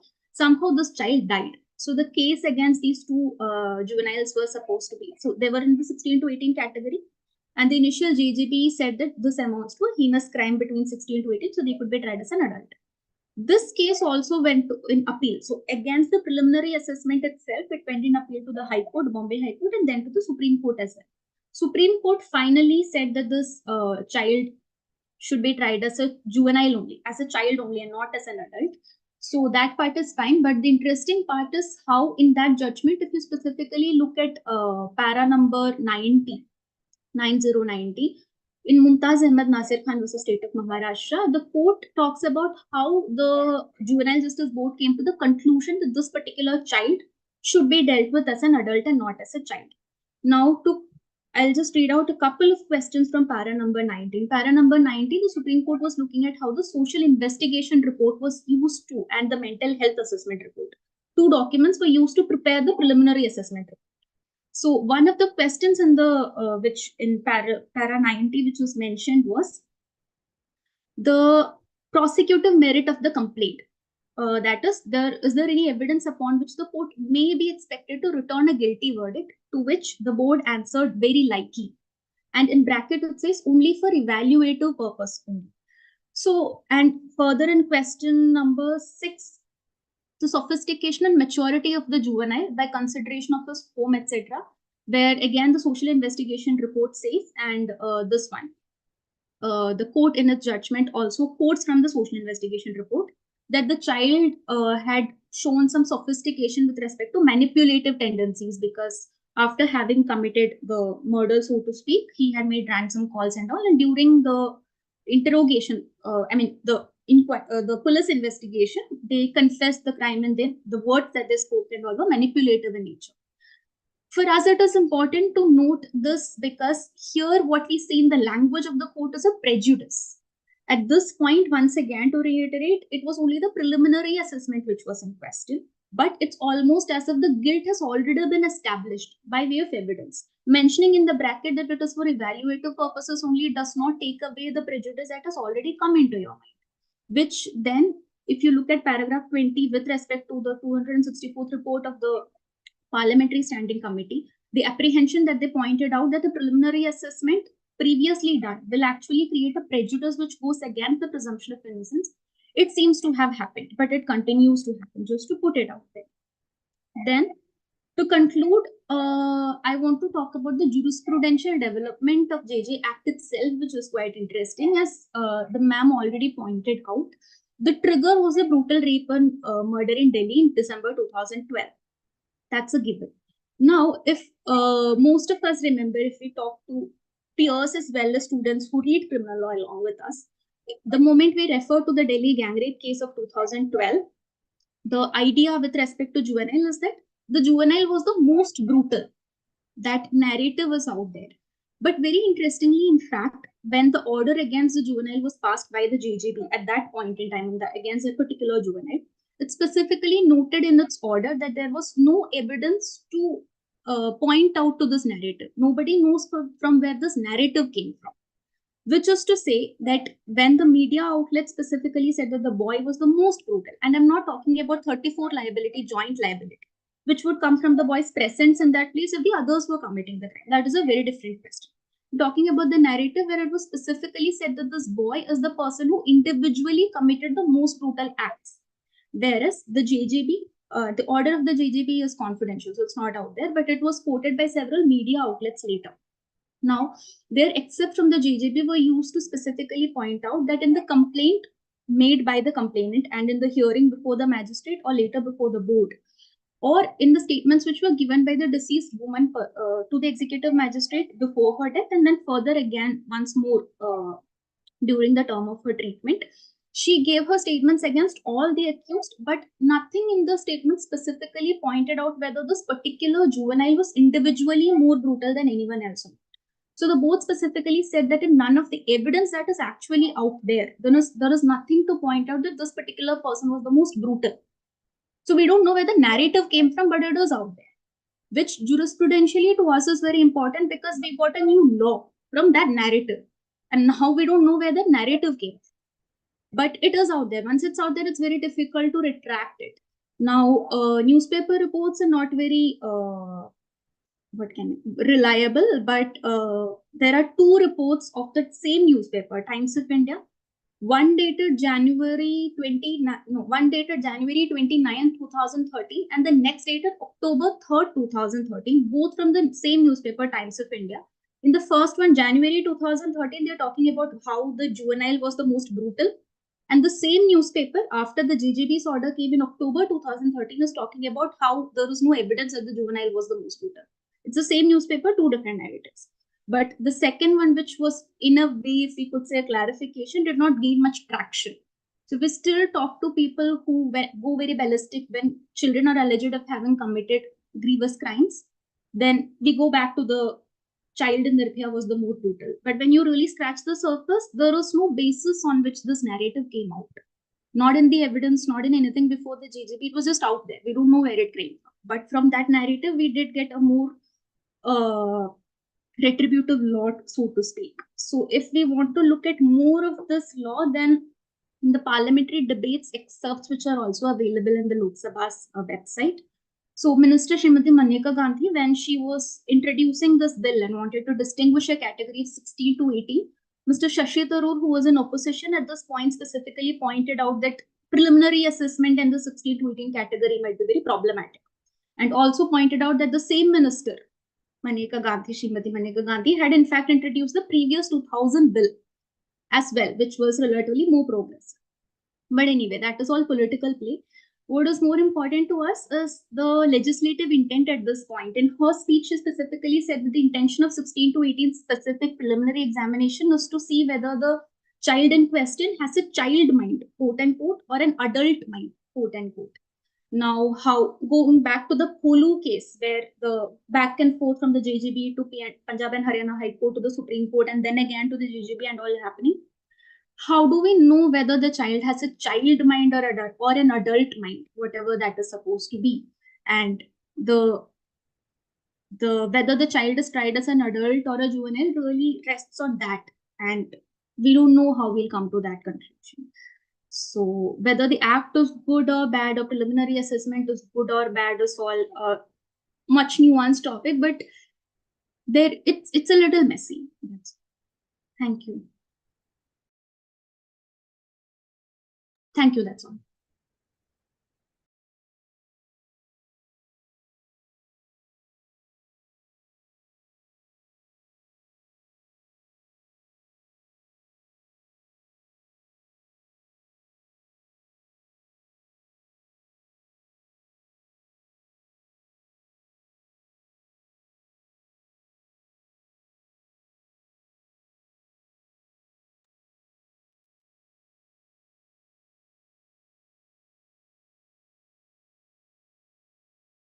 You can talk. Thank her.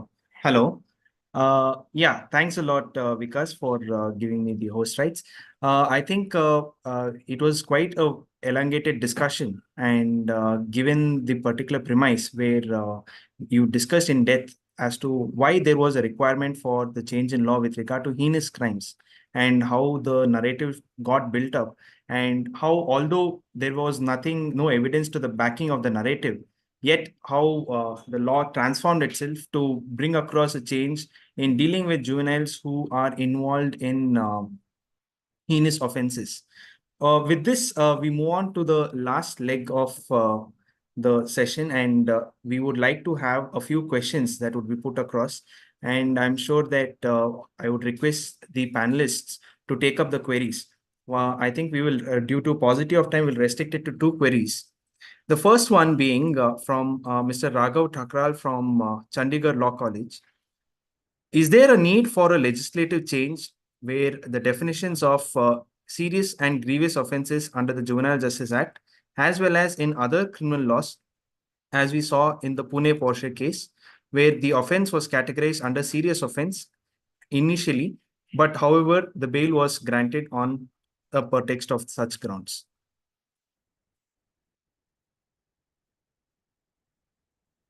I'll repeat. Should there be a legislative change for the definition of serious and grievous offences under the Juvenile Justice Act, keeping in light the Pune Porsche case, as the offence was categorized under a serious offence initially and later on the bail was granted?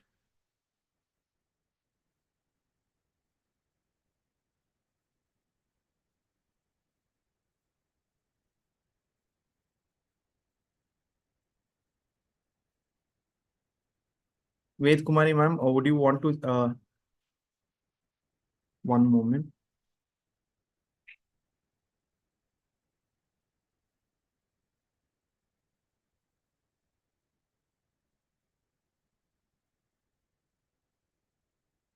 I'm given to understand there is some technical glitch which we are facing. And in the matters of technology, I think all of us, despite how adept we are still juvenile here, because the moment technology goes beyond our control, I think we are quite inept. Vikas, can you please unmute Ved Kumari ma'am?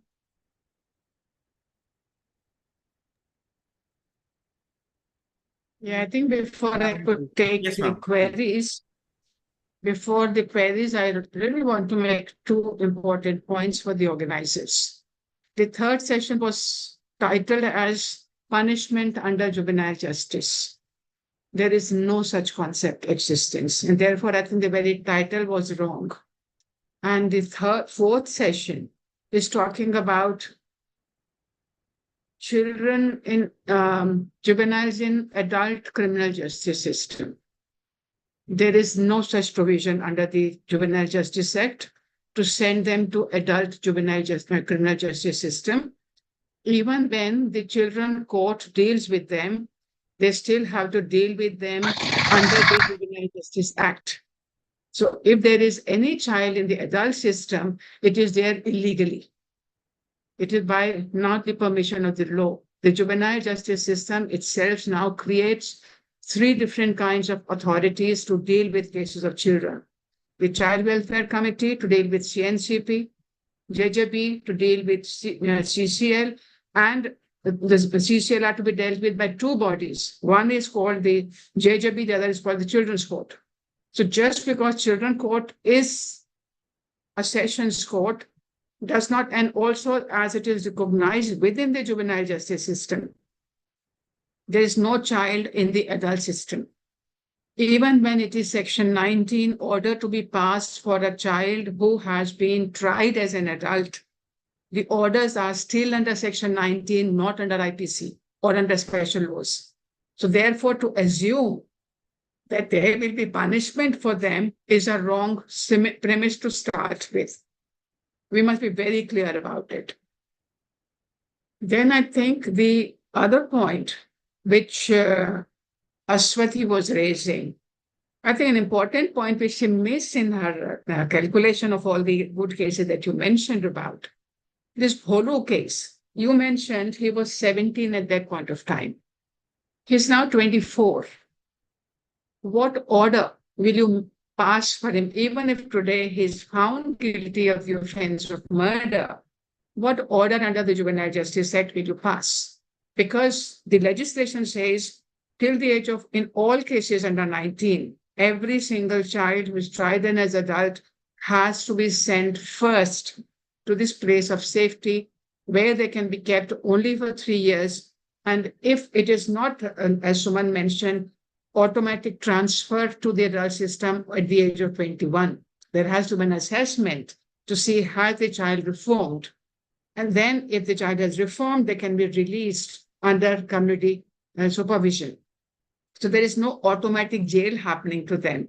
And therefore, we need to really understand the distinctions that even though it came, the 2015 legislation came at the aftermath of Nirbhaya, it has created so many spaces within the legislation to keep children within the system, within the protection. There are even children tried as an adult are given a child to reform again. And therefore, the challenges are that when the preliminary investigation or the age determination takes so long, the child has already crossed the age of 21. There's no possible order under the Juvenile Justice Act that you can pass.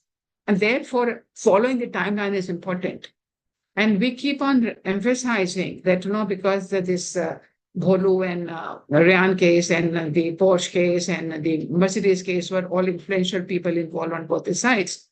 I've dealt with Ramdev Chauhan, who was a domestic servant. This case went to Supreme Court 4 times, death penalty 3 times confirmed.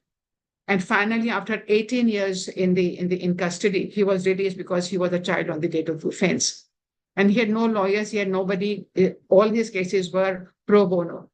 So there are cases, and certainly this whole question of age determination is the most crucial one in the first place. 9 out of 10 children do not have a certificate of birth which is admissible in the court to determine this age. So they have to say, and there's no way to say, oh, you were born on 13th February. You could have been born on 14th February, for the 12th February. There's no way. There's a 1-year margin on medical evidence. So those are the critical questions under juvenile justice, because of which many children are transferred illegally or negligently to the adult system.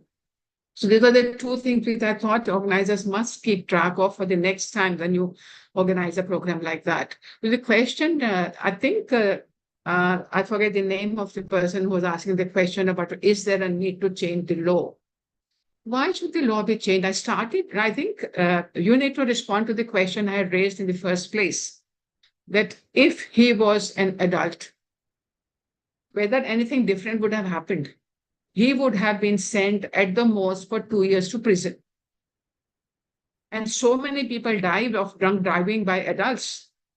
Then newspapers are not full that, oh, they will be given only 2 years. Somebody has died because of drunk driving. And even if it comes to 304, which was the Mercedes case, which Ashwati was mentioning too, even in 304, the punishment is up to 10 years or life. It's not compulsory to give 10 years. So therefore, to assume that if they were tried as adult, things will change for the victim, nothing changes, whether it's a child or an adult. So for the victim's rehabilitation, you have to ask different questions.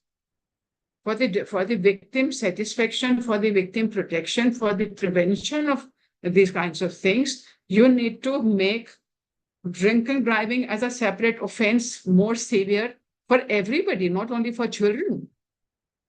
So whether there should be an amendment in the law or not, for what purpose? What is the aim because of which you want the amendment to be made to prevent bail? Bail in cases of children by law is as a matter of right, even if it is a heinous offense. And this is a case of a petty offense as per the definition, so as it existed on that day. So therefore, to say because one case, one child, how many thousands of people die on the road accidents? I think this is the 7th, 1 in 7 person in India die of a road accident.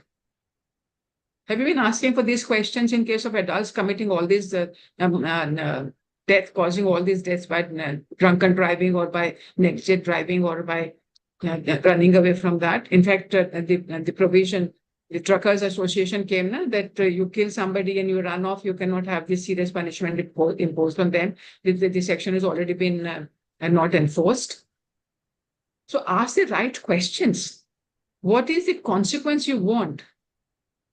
I'll stop with that. I'm a little agitated at the moment on the way the whole discussion is gone. Indeed, ma'am. I think I really appreciate the feedback. And I would suggest that anyone who is interested in understanding the real nuance of the Juvenile Justice Act, I should not be self-boasting, but Kalpana did give me the courage to say this.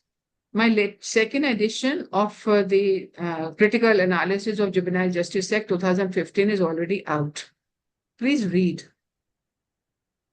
Please at least know that what is the possibilities within the legislation and what is the rationale for those provisions. Thanks, Arpana, for that compliment. I had heard that long ago. So it was good to hear that again, that the first one was seen as a Bible. Yes, ma'am. Indeed, ma'am. I think that was one of the foremost publications which we wanted, and because of which we had no other option but to request you to actually preside this entire workshop. I think with that feedback from you, I would really urge all the law students who are here and also our non-law participants who are looking about and getting swayed by the media to look for a change in the law. While ma'am's feedback is quite right, and I think we should not jump into conclusions that with regard to the provisions of the law. And without much further ado, I think given the time constraints, I would really take this point in time to give a vote of thanks to all those persons who have been helpful in organizing this workshop. Thank you, all the participants, for engaging in the queries. We understand that we could not take majority of your questions due to the paucity of time. We will definitely try to revert back to you by speaking to our esteemed panel members. Thank you, Professor Vedkumari, ma'am. I think your presence did add much value to our discussion and engagements. Thank you, Dr. Kalpana Purushothaman, ma'am. Thank you, Dr. Suman. And thank you, Dr. Ashwati, for taking your time out and addressing the gathering. And lastly, I thank the team at CEERA and the Department of Justice, Dr. Ashutosh Kumar. And with this, I think we will conclude the workshop and look forward to hosting all of you again on another occasion. Thank you. Thank you. Thank you. Thank you. Namaste.